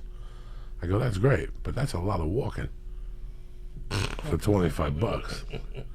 So I got an idea. I took Andrew's phone number down. I took Eddie Griffin's number down. And I took Joe Rogan's number down, okay? And I took anybody who had bumping privileges number down. Whether it was Paul Mooney, or all of them. Yeah. And Sunday afternoon, because listen, I could go to the store on Sunday. The guy who sold coke worked the door. So guess how I worked it? I would get on stage, do my 10, put up Andrew Dice Club. Eddie, or Paul, and that's an hour. Easy. I could go do a few bumps, have a few cocktails, get the party started. And right before they get off, I go to Don Barris and go, guess who the host is the rest of the night? Who? Me. And I give him the microphone, and I'd be out of there by 11:15 with a package. I picked up this half a yard. I hosted. I did comedy. I did my job for the night. Yeah. Who's better than me? Strong. That was my most favorite night at the store was Sunday nights. Because I'd host till 11:30. Dude, I used to love Sundays because I'd always have cookouts behind the apartment. Even though I had a studio, and it was a murderer's row of comedians at those fucking barbecues. All right, and that night you cooked the turkey at 4 in the morning or something. So good though, wasn't it? Then you do something crazy like that. I know a couple.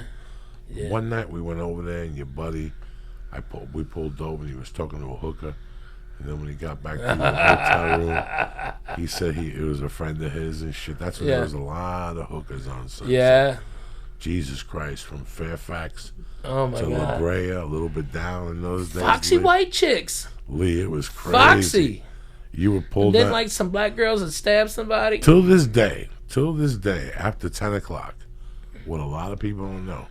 And if you do it, there's a cop there, they'll nail you. Oh yeah, fuck yeah, they will. By Gardner, by the street Curson after and Sunset. Curson is when it starts. It's where it starts. If you make a left, or right, if you're headed to the Comedy Store, and you make a left before Fairfax, and there's a cop there, you will get pulled over, dog. You get a ticket, dude. It's like $200-something ticket. If you make a left on those streets, I did that. Because me too. I got because I was fucking going to see Doug, and he told me to turn around, so I fucking turned down Curson like you would to go to Doug's apartment, and motherfucker, it's like boom, we pull over, and then he's laughing at me as he walks the 2 blocks down to his fucking apartment, and we were just at the Coach and Horses. He was just shitty and just wanted to ride, motherfucker. You want me to tell you how they got me?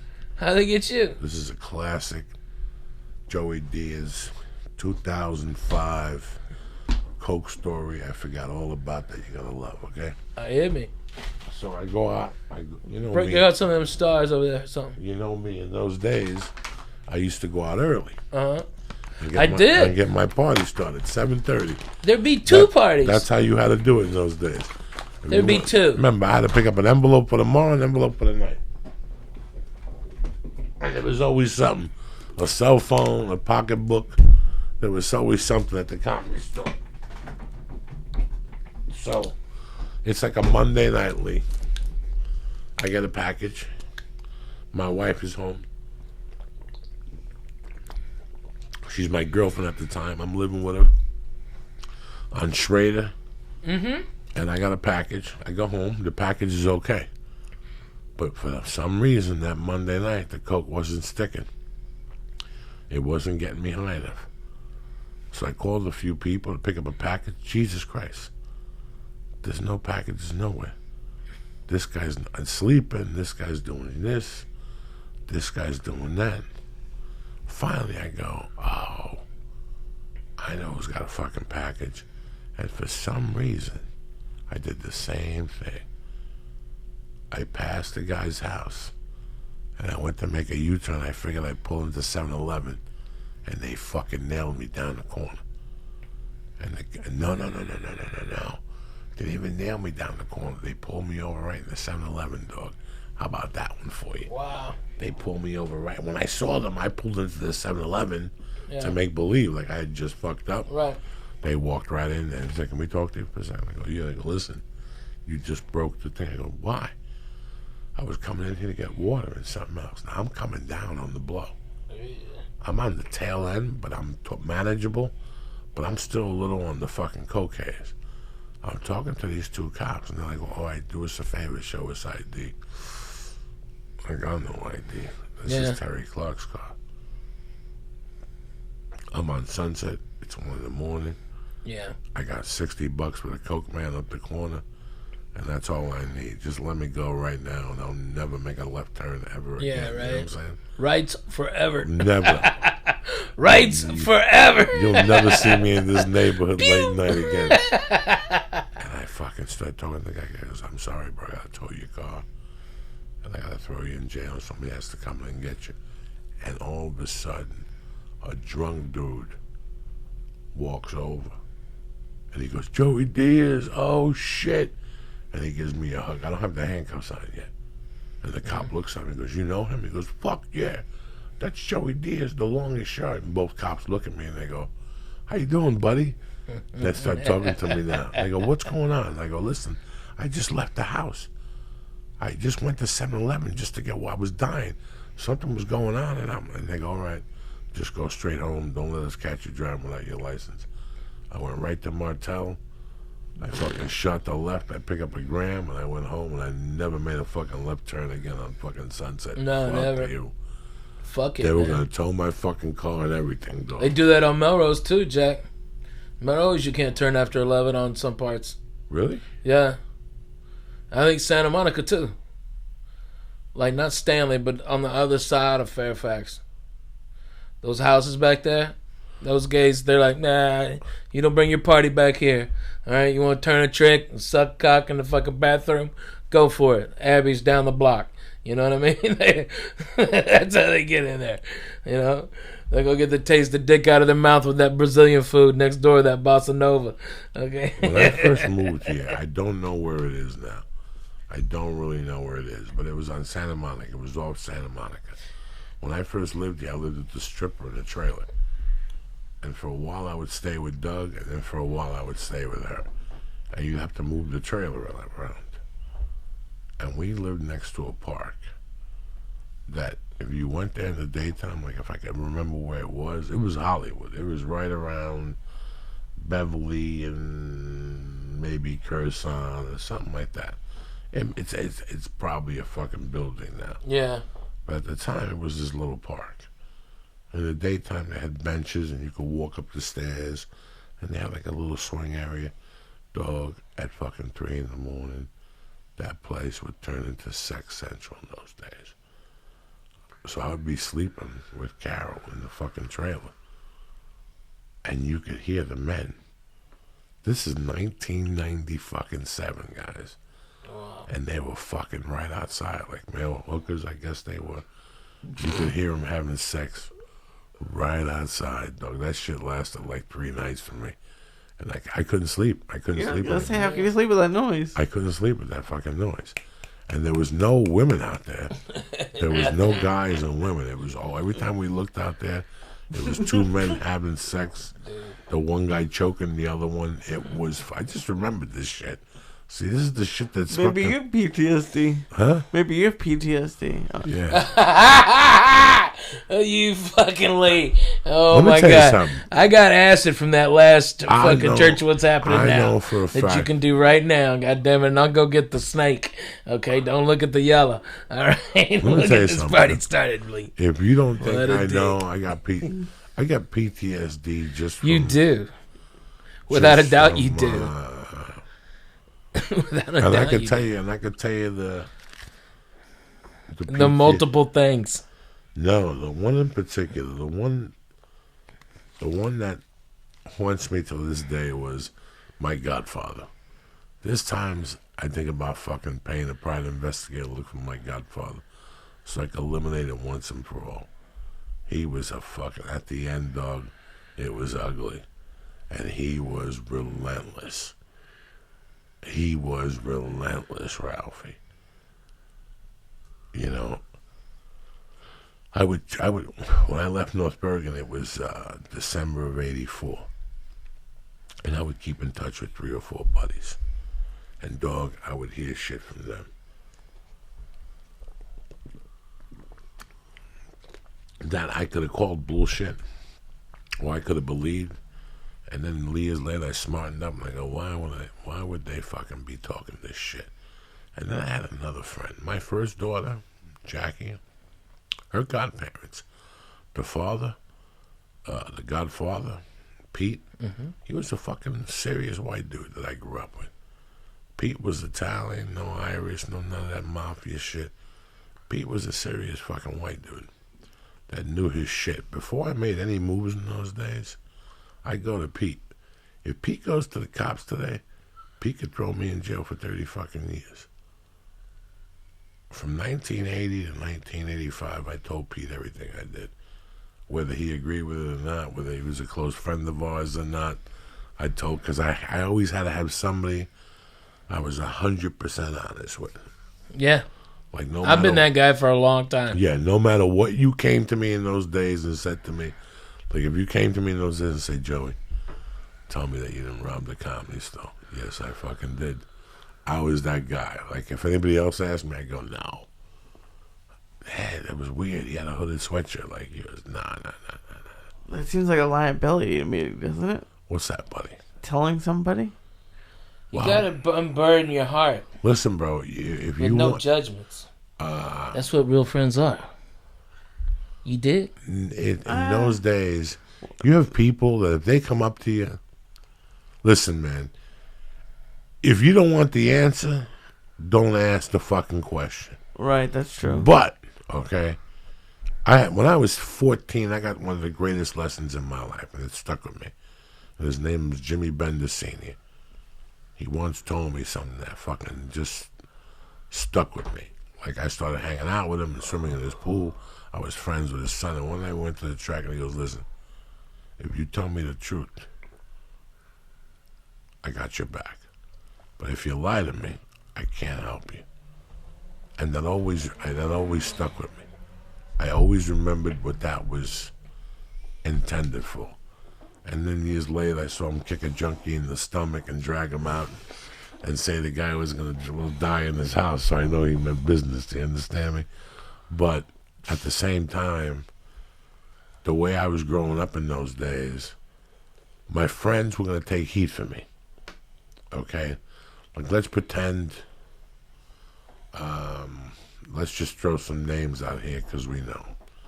Let's pretend Ari was Ari Shafir, who's Ari today. People like Ari. Ari's a great guy. Yeah. Let's pretend I robbed a kilo from Ari. All right, like Joe Diaz today robbed a kilo from Ari. And Ari had 2 guys working for him, Steve Renazizi and somebody else. Whose balls they going to bust every day? They're going to bust Ralphie's balls. They're going to bust Lee's balls. Like, where's Joey? Have you heard from him? Tell Joey when we see him, we're going to break his fucking head. You know, guess what? You're going to hear from those. Every time you go out, Lee, and you see those guys, they're going to come up to you and go, You ever hear from your pal? What you mean to tell me is you never heard from your pal? No. You're full of shit, Lee. You're a piece of shit, you fuck. Get the fuck out of here, you piece of shit. How long can you tolerate that for before you say, I know where he is? Well, to be honest with you, Lee, if I lie to you, you're not going to take that from me no more, in my mind. If you're a good friend, why fuck it up with a lie? If he's not a friend, who the fuck is he to fucking... Fuck him. But if they're a good, solid friend, and you come to me and you go, Joey, I want to ask you, but I don't. And I already know what you want to know. I'll tell you. Yeah.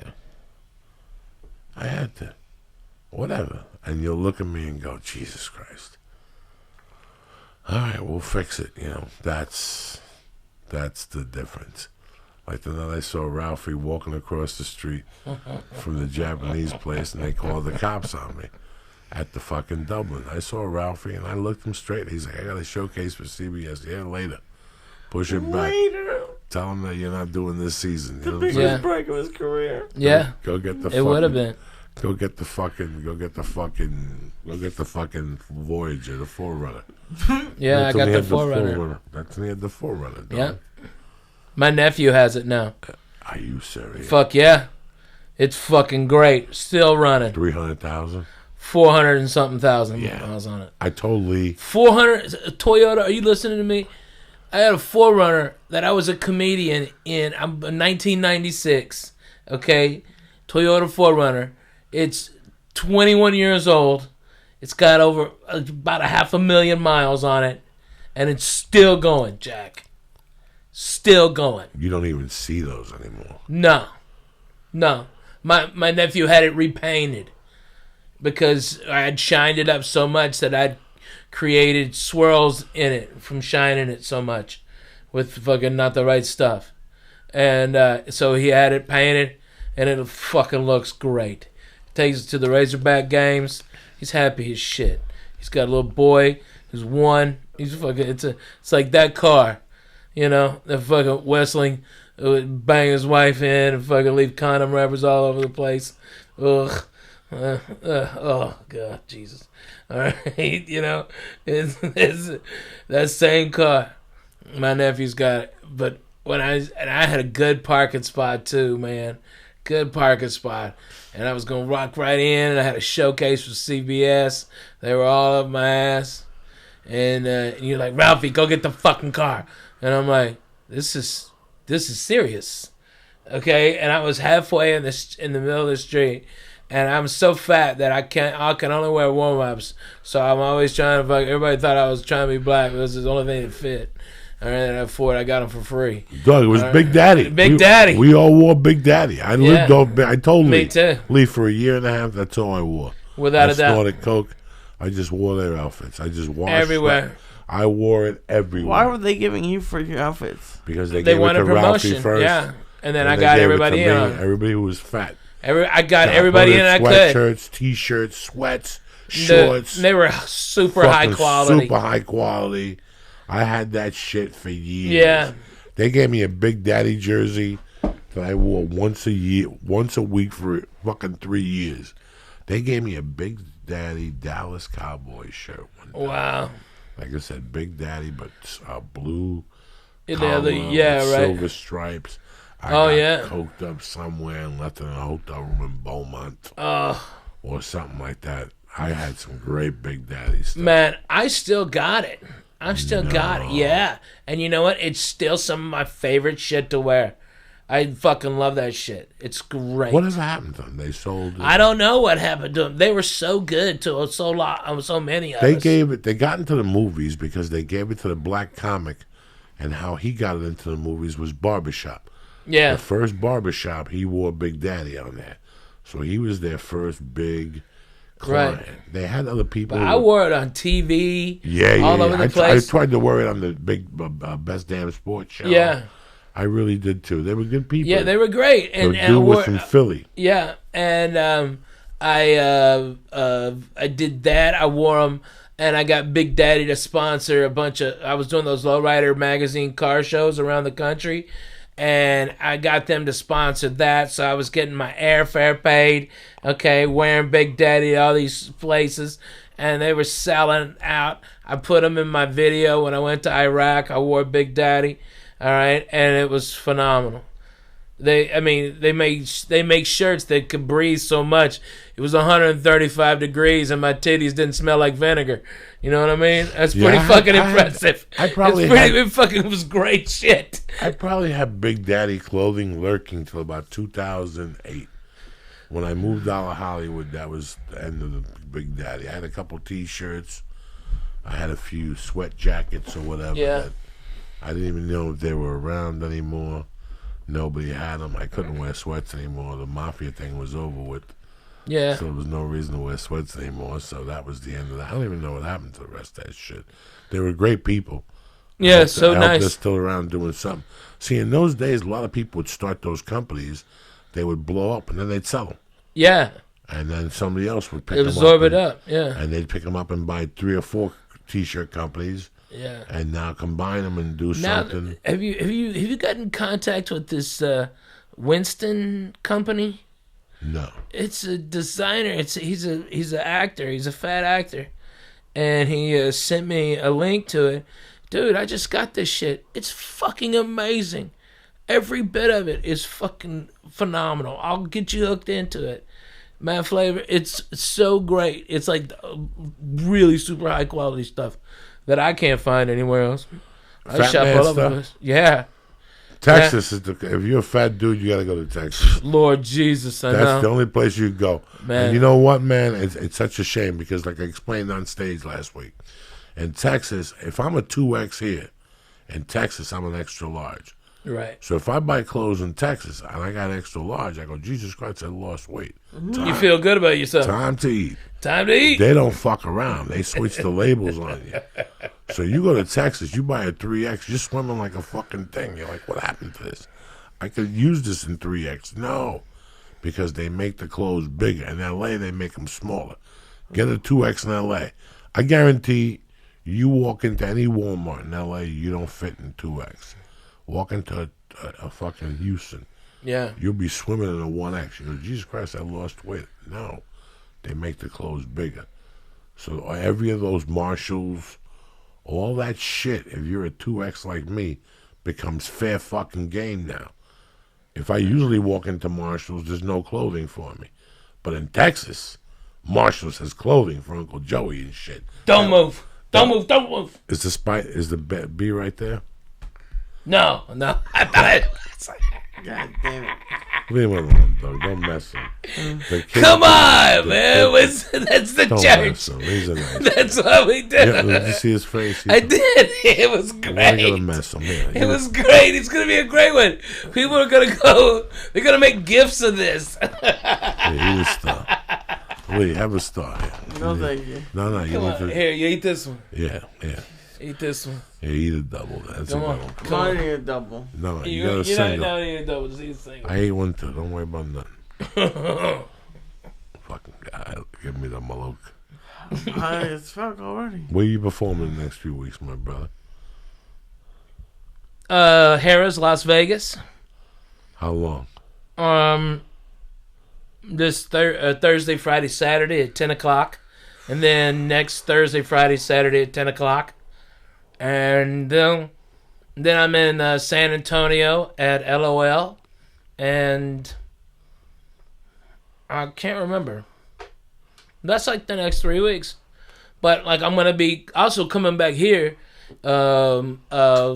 next Sunday and Monday and Tuesday. Hang out with my kids and do some meetings. And then the next week is Father's Day, so I'm going to be around. Maybe, I don't know, maybe if you and your family, maybe Sunday dinner someplace. You know, we maybe go back to that Italian place I told you about. Like, it's old school Italian. That Tony's Bella Italiano on Magnolia. Mungo Boulevard. Mongo. That's where he goes to eat and shit like that. That's where I'm going to stay for now. What? Oh my God. Mongo. I'm happy you're doing well, Ralphie. I'm happy, before the podcast, and I know a lot of people listen to this podcast, you've been divorced or separated. And, while it's happening, you think it's the end of the world. Right. And it's a pain that doesn't go away for 3 years, and either the attorneys could keep it going, or you need, like with me, I just squashed it. I said one day, you know what, man, I want to do comedy. That's it. I just want to do fucking comedy. You know what? I came to the conclusion I was fighting for a never-ending war, because at the end, I couldn't cover the spread, whatever your fucking name is. Ralphie. I'm stoned too. I know, baby. I couldn't cover the spread, Ralphie, and that was the worst feeling in the world to know, but also the best feeling in the world. When I left living with George when he was junked up, yeah, and his grandma, and I was having a great time. Poor grandma. And I was really learning comedy. My soul leg was Amo that night at 2 a.m, and now I had figured it out. I got to move somewhere where I could do a lot of open mics, take my time, just get time, and I could do something with this fucking comedy shit. Yeah. I've been doing it in New York. It's been working, Menza. Anywhere I go has always been receptive, come back. So I'm on to something. Mm-hmm. I don't know what it is. In a month I might play the flute. I don't know what it is, but I'm going to stick this out. I got no money. I got a little job I eat from week to week. Yeah. Why not have a good time my way? Every night I do comedy, I bump into somebody, they give me a pill. We do a bump. I drink 2 cocktails because they give you 2 drink tickets.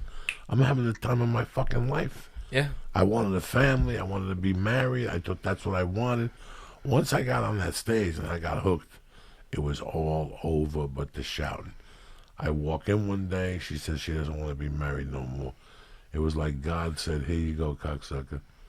This is what you want, you fucking lunatic. And I went for it, Ralphie. Who gives a fuck? And that's what we're enjoying right now. We're enjoying those triple runs that we did. We're enjoying. You did those other runs. That dude who played C.W. Kendall. C.W. Kendall, who I told him to suck my dick because he used to give you a long week. Yeah. Then the week before the gig, he cut it down to 2 days. Yeah, but it was like Wednesday and Saturday. And they're fucking 12 hours apart. And you had to put yourself up for 2 days. It was fucking crazy, people. Or you know what you would do is you would stay in your car, Lee, okay, and sleep in your car until like 2:30, 3 o'clock, all right, and then take the hotel room, okay, and you would stay there at that one for a full 24 hours, all right, which basically meant you got 2 days for the one day because you went there early. You just stayed in your car. You stayed up or you slept in your car. That's what I would do. And then you get free breakfast. I'd fuck them up on the free breakfast. Oh, my God. I'd make BLTs left and right because I stole a fucking pound of bacon. You think I'm lying to you? I ain't lying. Not one bit. BLTs, fruit, but fuck you on the cantaloupe. I don't like that. All right? And stay in there. And then they had an afternoon thing. And then get them in the morning. Fucking eat up a bunch and then go do. So you only had to do one night, actually pay for, but you'd go pick a town to do a spot in, you know, like Dallas or Oklahoma City, Denver, Austin. You know, you'd fuck around and find something to do, and then pick up like $50 or something. Might cover a hotel room, might not. You might not. I worked for Shirley Bynum too, out of there. She was great. But man, those triple runs are fucking bananas. Fucking bananas. Oh man. And I remember one time he booked me the headline, and he also booked Chris Alpine the headline, and Chris Alpine was so mad. Okay. He was like, I want to go last, and I'm like, well, Chris Alpine, I'm a filthy, dirty motherfucker, and if it means for a second that this guy's not going to pay me headline pay, fuck you. You won't be able to follow me. And he went up, and I didn't give a shit. I didn't stand there to listen, and I got all mad about that, and he was all clean, and I just went up and just trashed him for the first 15, 20 minutes. Oh God, Tribble got lit up on that one, and then like Chris Alpine's manager was another woman that booked Yes. gigs up there. Who Pat- else? Pat Wilson. Pat Wilson. And she blackballed me because I was dirty. Okay. Pat Wilson. Yeah, she blackballed me because she managed to Chris Alpine and he got blowed out. You know, at one time, the people that were talking about Pat Wilson and They were big figures in our C.W. life, Kendall. man. At one time, we would call these people every Monday and beg them for work. And if they sent us to Mars, We drive. we would take the mission. It's a crazy thing to sit here and laugh and think about those times. Man, you were the because king of the Greyhound. You know, you I- called bro, Paul Reed on Monday I afternoon. learned how to mix and match. Look, I figured it out. I figured it out when I started selling screws on Ivor. I would have to be there at 5 in the morning. I would basically leave the store and park my car in those days and jerk off and go into this place at 5. And I would start fucking emailing and faxing people. Roger Paul, Yeah. the Buffalo Funny Bone, Fuck the yeah. Miami Improv. Yep. You have no fucking idea, my friend. Yeah. The Birmingham, Alabama Club. Oh yeah. both Start Houston Lap Stop and the Yeah. Lap Spot. I didn't give Comedy a fuck. Showcase. You know how many people Yeah. would call me back? At least zero. Zero. But every Monday, these motherfuckers They got an ear beating. They got a fax from Uncle Joey every Monday. Yeah, here's Then my they started avals. coming around. And if you left them wide open, you wouldn't get booked. So you'd have to put in where you kind of wanted to be. And in those Okay, days, there still like this wasn't a is fucking... dates booked like this, and you knew Yeah. these dates were kind of close. So you'd call them and beg them, go, "Hey, I got this. Let me have it." All right, you know, you'd manage it. You know, you had to work the angles. If you went in comedy like, "Well, I'm a nice guy and I'm gonna send a headshot and a tape, a VHS," they wouldn't give a fuck.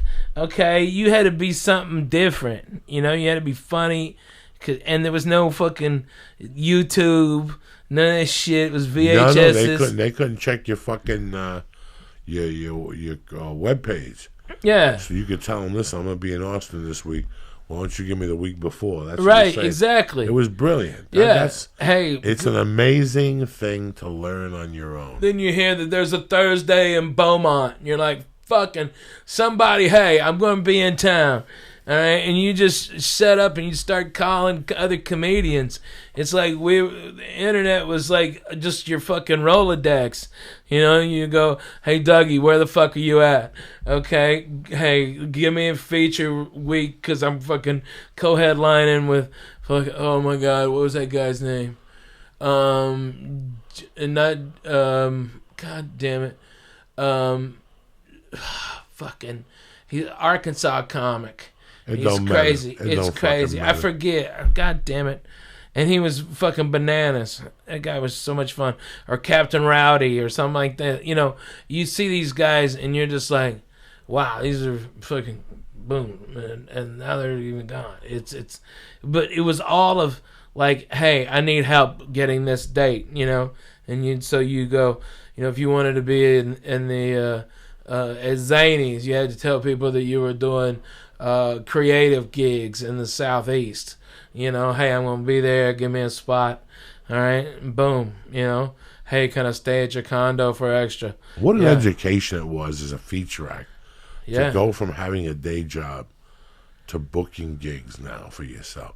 And you're adding up all these gigs, and if you add it up, you're still not making anything close to what you're making. yeah, But you'll accept it. You figure out a way to make it work. You know what? That bedroom in the back that's an office, that's going to become a bedroom. I'm renting yeah. it. This is Just way renting it before. out. This is way before Airbnb, dog. This is Yeah. when you went to the library and put a piece of paper up.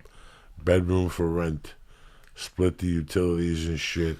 And these guys, you learn how, like from 93 and a half to 95, I learned how to become a comic, Jack. On bare nothing. That car was going to fall apart at any time. And for me to go on the road where I was going in those days, but every road gig I got, something always happened. Yeah, I met this fucking dude, man, in my life. That's why I sit there and I go, someday I'm going to pass away. And if there's a real fucking God or whatever they talk about, the people that I saw that helped me were angels. that God sent when I was like my head was in a good direction. I just needed a little bit of help. I met this white dude in Boulder, bro. Can't remember what his name is. You know me, Ralphie May. It keeps me awake some nights. Because I wish I could give him a big hug right now. I was going through a personal fucking hell. I was living in a 1-bedroom basement.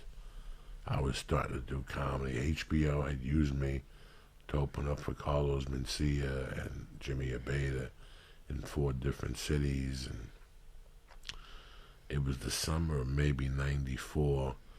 I'm barely paying rent, snorting coke and eating. There was no car payment. The car looked like the car that they killed Michael Corleone's wife in Godfather 1. That's what it looked like. The fucking back window was missing. It was about to fall Monday, up. Tuesday, Wednesday, And Thursday. let me tell you something, Ralphie.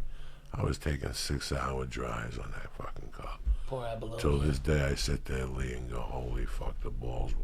What I was doing for $250 in those days. I would drive to Cheyenne, Wyoming, or somewhere in Wyoming. And when you get there, it's beautiful. When you get off stage, dog, there's 3 feet of snow. Yeah. And you have to be from Cheyenne. You had to be in Bozeman, okay, and or Jackson Hole, okay, and you had to go through 3 feet of snow, and so you knew it'd take twice as much time, and if you're lucky, you'd find a guy shoveling and get behind him. So now you're going 25 miles an hour. And so you just double the time so you don't sleep. You just take no-dos and drink Mountain Dew and get a Gatorade and piss in the Gatorade bottle. What about the night you get the 250 and you need every fucking dime of it? You got to take it home. Yeah. But on the way in, you walk in, it's beautiful. You walk out, and there's a foot of snow and it's really coming down. You don't have the money to fucking get a hotel room. Right. And you don't want to take the chance to drive. I You almost just shovel froze. yourself out and go behind the supermarket Dude, and get a blanket. I used to have a blanket in that truck, Lee Syatt. man, I ain't here to lie to nobody, Lee Syatt. I remember one time I going. can tell you, I got one just like that. I know you did. You had that Toyota. Yeah, man. That I'd sleep in Toyota that was a Toyota. fucking bed, dog. Yeah. Guys, I could tell I you slept in my car so much. 100 times I slept in a car in fucking 2 years. Yeah. Easy. Easy being a comedian. No, and I And had not that giving a 4Runner. fuck. No, I You didn't give can a wake shit. up anywhere and get stabbed in the fucking neck, dog. Without a doubt. Oh my God, I would go behind hotels. Bro. I would go behind warehouses. I was falling asleep. You have no idea when you're tired how your mind works. I was falling asleep at the wheel, okay, and I'm close to Mount Shasta, okay, and there's a scenic overlook, and I pull in there, okay, I go to sleep in the back of my truck, all right, it's like 50 degrees, all right, and I got my pistol, and I'm in my sleeping bag. I wake up, and there's 8 inches of goddamn snow, and it's now like 16 degrees, and I'm blue. My face is fucking blue. All right? I don't know where the fuck, I don't know how to get out of there. The road is completely fucked. All right? And I've got to be in Wenatchee, Washington. Okay? In 14 hours. Okay? You know? And I don't know where the fucking roads are closed or not closed. Okay? Or, you know, and you have to cut through fucking White's Pass. Okay, god damn, fuck that White's Pass. All right, you drive up, and you're at, I think, 9,000, 10,000 feet, something like that, and there's no weather at the bottom. Up there, it's a fucking blizzard. Okay, and so you have to fight going to sleep because if like I had to shut my car off because I was gonna get carbon monoxide poisoning. Okay. I had a car, dog, that every time I got in it, I'd have to write a suicide note.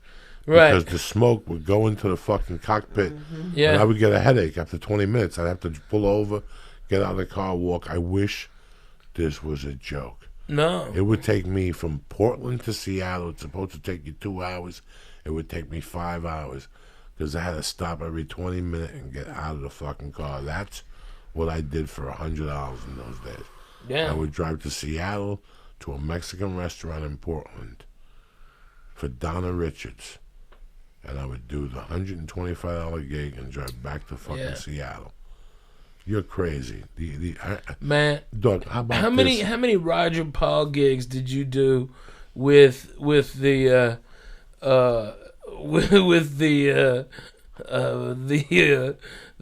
female comedian that wore a wedding dress, his wife or his ex-wife?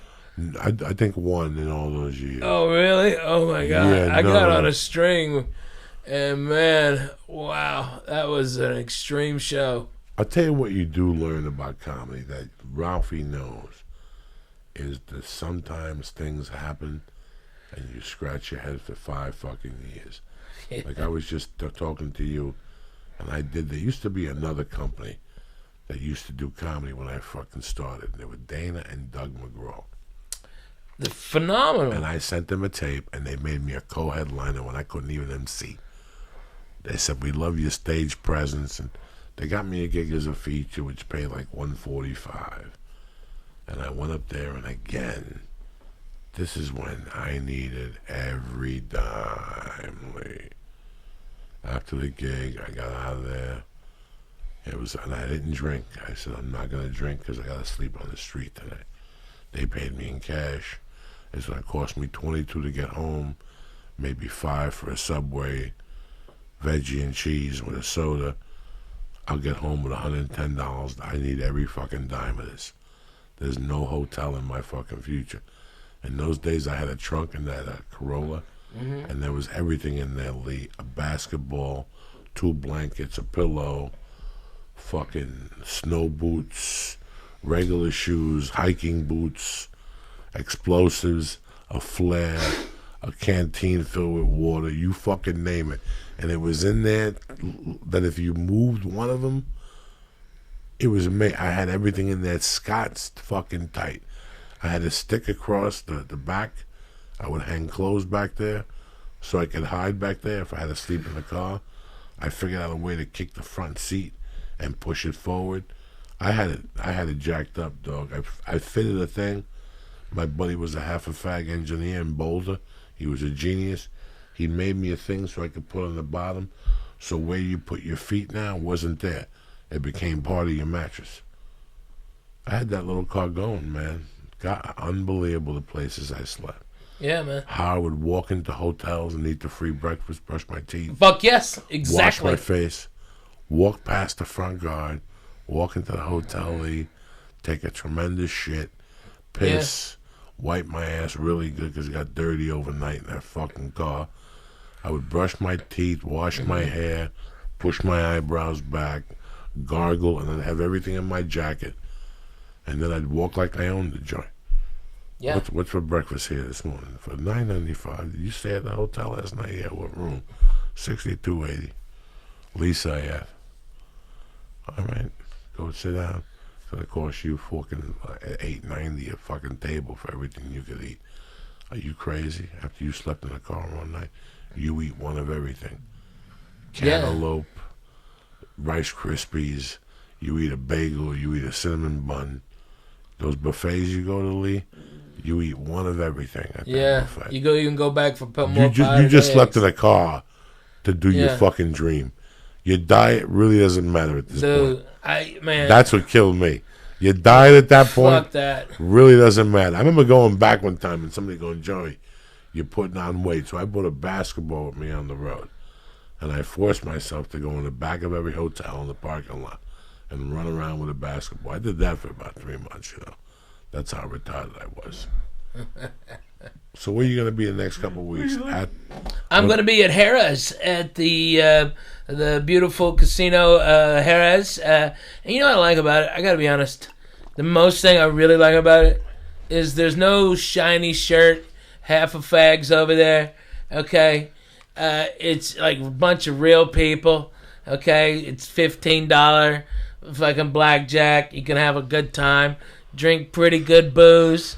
Okay, they've got great restaurants. There's a Ruth Chris if you want steak meat. I mean, come on, who's better than that? and You it's easy. You gotta take Lee as your road manager. Man, Lee, I want you to come out, you fool. $15 steak. Okay, listen, Hercules. I got a 5-bedroom house. They done rented me with a good-ass pool and everything. Lee is allergic to... Listen to me. Lee, let me tell you something. What's going on, brother Lee? Lee has a skin problem. He's got a skin problem. He can't be sleeping on nothing. You gotta get Lee a room that's been sanitized the whole Okay, all right, done. We don't have time to Done. I'll put him at the beautiful Caesar's Palace. We don't want to stay in Airbnb is what I'm telling you. No, good God, no. Lee Syatt, don't stay at Airbnb. And I don't need it. I don't either. I don't even mind. You're going to manjar in Las Vegas. You know what I'm saying? Mi familia, no mancha en Nevada. That's What right. are you drinking? Champagne? Champagne cocktails? Champagne cocktail. Champagne We cocktails? don't stay in no Airbnb and blankets. He's He's got to sneak in the middle of the night. Lee's one of those kids, bro. You know, Lee's one of those guys in Vegas that you get him high. Yeah. And it's very, you know, Lee thinks like when Lee was allowed at the South Point, Lee was very interesting to me because at Lee's age, I didn't like Las Vegas at all. Yeah. I took a hating for Las Vegas when I was 22, and I said, I don't need this place. I'm from New York City where I could do this. Well, I got to walk around with cameras. And they watch in the bathrooms. They watch everything, If Jack. for me to get down, for me to come to your city in '84, I had to know I could snort in peace. I could go to a bar and gack out like I used to do in Houston, where you can't even talk anymore. I go to that Allen Park Inn? No. Yeah, fuck yeah. Allen Park Inn. I got gacked Or up. our house. No, the fucking other bar where you get jaundice. They had no windows. That bar there, I used to walk in there and I couldn't even fucking talk. But anyway, to make a fucking long story short, I don't know what the long fucking story short was. It's, what's up, Lee? When I was allowed at the South Point. Yeah, Lee was on Lines of South Point. It was interesting because we would finish up a show, we would eat something, we'd get high, and Lee would look like, you know, okay, I get it. Lee's tired, I'm tired. And the next day, I'd hear a tremendous story. How he got up at 2, brushed his hair, and came down, and he won till 5. Then at 5:30, he bumped into a friend who put bad luck on him, and he went back to the table. Was that Russian? And he ended up losing. We ended up losing what he won, plus $100 out of his pocket. Now he's salivating from the mouth because he's Jewish. He goes back up to the room. He washes himself. He bangs one out. He calls his girlfriend, and he refused for the last temptation of Christ. He's got this weird way of gambling. Then he's telling me how good he is. He's Johnny Bananas. I stalk him. I stake him a yard or two. He blows it in 2 minutes. He got beat up like a fucking, like something. To this day, he blames me. He left. I won my first couple hands and he left. And I walked away, so it's my fault. I've never been nobody's lucky fucking... I've never been nobody's lucky rabbit foot. This guy wins a mush. 400. Oh, he's mush. Put him in the bathroom. About 8 weeks ago, he started a new career. He got books. He took a fucking course on hypnotics, how to hypnotize the blackjack dealer. Sleep. I need your bracelet, Ralphie, if you have it. Oh man, I know. Dog, It's actually in my luggage. Dog, I go everywhere with that. He took a course. You know, by the way, I've had thank you, church, for taking me in and loving on me. You guys come to my shows, and after the showroom, I'm downstairs maybe having a delicious Budweiser product. Okay, maybe enjoying myself a little bit before I go home, and you guys come up to me and you're like, "Look at the yellow, Ralphie. Where's that goddamn bracelet?" We fucking love that, and it's because of this I've gotten tons of fans, and they've come in and they've loved me, and I just say thank you. I am very humbled by y'all. The fucking church is for real, dude. Your people, around. They do not fuck around. In Denver, I had like 5 guys go, dude, I'm from the church, and they brought me reefer. Okay, I had to No, this is a good leave. family. We got a good family. Dude, They love I left comedy. the fuck man. They'll give you Buffalo. dollars. They'll Oh give my you- God, yeah. Buffalo. They come running. Houston's all the time. In Nashville. Oh my God, every time I'm at Zany's, that's my home club. Okay, every time I'm there, every time 20 or 30 guys are like, "Man, we love you on the church." And it's just like, it's so cool. It's cool. Man, really- it's like the thing that we had is just going out. You know what I mean?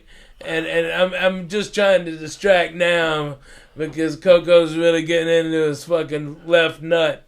All right, I think he might be ready to pop his zit. It's stuck. It's fucking I've stuck. seen it. I've Oh seen my that God. look. He There's can pop his nothing like- zit on his nut. There's nothing like moving. Oh, with the little blood. There's nothing Look like at that. moving and fucking getting like stuck. Your nut gets stuck on your underwear. You know, me undies is banging. But from that, I have shorts on, so it fucked it up. All right, let me read this out and we'll get the fuck out of I here. can't believe you just leaving that there. Don't forget this weekend, you fucking savages. Starting Thursday night, I'm at the Brea Improv in Brea, my fucking home club. Thursday, one show of death. Lee will be there. We're picking up the shipment of new stars. Tomorrow, Lee will be there breaking his record of 3,000. And we're Whoa. putting him on a skateboard and sending him back. Nah, Lee will be there. Lee ain't breaking his record unless he gets paid from now on. Lee's doing personal appearances. If you'd like to bring Lee, fly him out to your party. Lee will eat fucking 5,000 milligrams if the money's right, okay? Lee don't give a fuck at this point in the game. $10 a milligram. No, we gotta lower that. Don't be stupid. Don't be stupid. You want them to whine and Yeah, don't be dine you, greedy. Well, how fly much? Don't be you greedy. into- What do you think is reasonable? Hey, man, When no, it's you reasonable, might get let them- lucky. let them Somebody make- might know how to barbecue. Let them make the offer. You know what I'm saying? Lee? Fucking get Okay, the best. I'm That's open to reasonable. negotiation. Yeah. Now, Lee, don't forget, on this one, I need a little taste. You've had like 19 ventures. Does a $5 bill fall my way out of the Never, sky? never. Not at all. You know what Nothing I'm to saying? even wet his beak. He makes and Just the tip. and he makes he makes thousands of dollars. This fucking guy selling fucking everything. He sells hats. He's a savage. He's a savage. Look at him. He's smiling over there, cocksucker. He still owes me for the gambling. 3 times I staked him, and all 3 times I lost my investment. Yeah, right. He comes back not even with a $5 bill. At least bring a garlic fry from the casino. Nothing. He comes They back are empty-handed. fucking good, aren't I they? tried to invest with him. I God thought damn. something, a percent. Say what you will. That fucking Southport Casino's got great fucking food. Yes, they do. That Their fucking fucking seafood steakhouse bar. is fucking amazing. That seafood bar is good. I like the one at Harris better on that one, but I gotta be honest with you. You got sushi right there. You got, I think it's some of the best food in any casino. I mean, they're fucking bomb over there. They're doing it, Jack. That I like that. Italian's I like first that rate. fucking breakfast, dog. I'm Fuck happy yeah. with the 3 eggs and the fucking bacon. Can you imagine? Fuck yeah. That's how simple I've become. Here we go, motherfuckers. The church is brought to you by one of my favorite products. Let me explain something to you. I did business with these guys about 3 years ago when we first started. Am I bullshitting, Lee? No, they were one of our first. They're one of our first Partners. sponsors. They sent us a bunch of stuff. Till today, I still use their products, okay? So this is how much I always kept their razors. I always kept the main stem. I think they sent me like 3 main stems over the years. And I still have a fucking backup, okay? I don't know how they do it. But as far as razors and fucking the whole package, they're the best in the business. And what makes them even better is they deliver it right to your house. You made the smarter choice by switching to Dollar Shave Club. That's a smart choice right now. Dollar Shave Club will always be the smarter choice. Why? Because you get a great shave at a great price, and it's conveniently delivered right to your door. It's an awesome life hack, no-brainer choice. You no longer have to step to the store to buy a cheap disposable razor that gave you a cheap shave, or spend a fortune on razors with gimmicks and shaving tech you don't really need. When I used the Diaz Executive Razor, with the Dr. Carver's shea butter. I use that stuff in the shower. I pull up my sideburns. I put it on my face, the doctor thing. I give it like a minute or two. Guys, I start shaving. Before I go in, I make the thing over here by my sideburns, and I shave it off. You actually see the hair sticking to the fucking shave cream that they give you. The Dr. Carver is one of the best products you could use. You understand me? The Dr. Carver's shave butter is transparent for more precise shave, and it helps prevent ingrown hairs, and it fights razor bumps. You can make the smarter choice by joining Dollar Shave Club. And for a limited time, new members get their first month of the executive razor with a tube, you ready for this, of Dr. Carver's shave butter for only the Finn LaRue for $5 with free shipping. You're not going to beat that nowhere. After that, razors are just a few bucks a month. That's a $15 value for $5 in your first month's box. You're going to get an awesome weight handle, which I'm telling you, I still got mine after 3 years. You're going to get a full cassette of 4 cartridges, which will last you. These things are fucking tremendous. They're sharp, they get right to the point, and you're going to get a tube of the shea butter. After your first month, replacement cartridges ship automatically at their regular price. There are no hidden fees and no commitments. Cancel at any time. You can only get this offer from us at dollarshaveclub.com/church. Again, 1 month for $5. That's dollarshaveclub.com/church. Again, make the smarter choice. $5.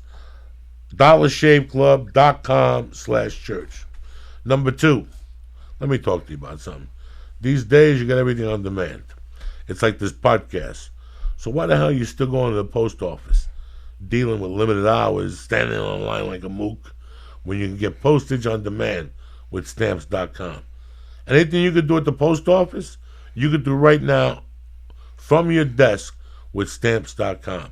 Buy and print official postage for any letter or package using your own computer and printer. And unlike the post office, Stamps.com never closes. Listen, you got a little couple cocktails in you, you're in the mood to work, you got a couple things to ship out. Who needs sleep? Get the postage whenever you need it, 24/7, all right? Whenever my wife uses Stamp.com, she loves it. You know why? She puts it out there, and the mailman comes and picks it up. That's how good and convenient this works. You still got Stamps.com? I do. I still have the scale. It works great. Tremendous. So what we're going to do is this. Right now, you're going to use my name, Joey, for the special offer.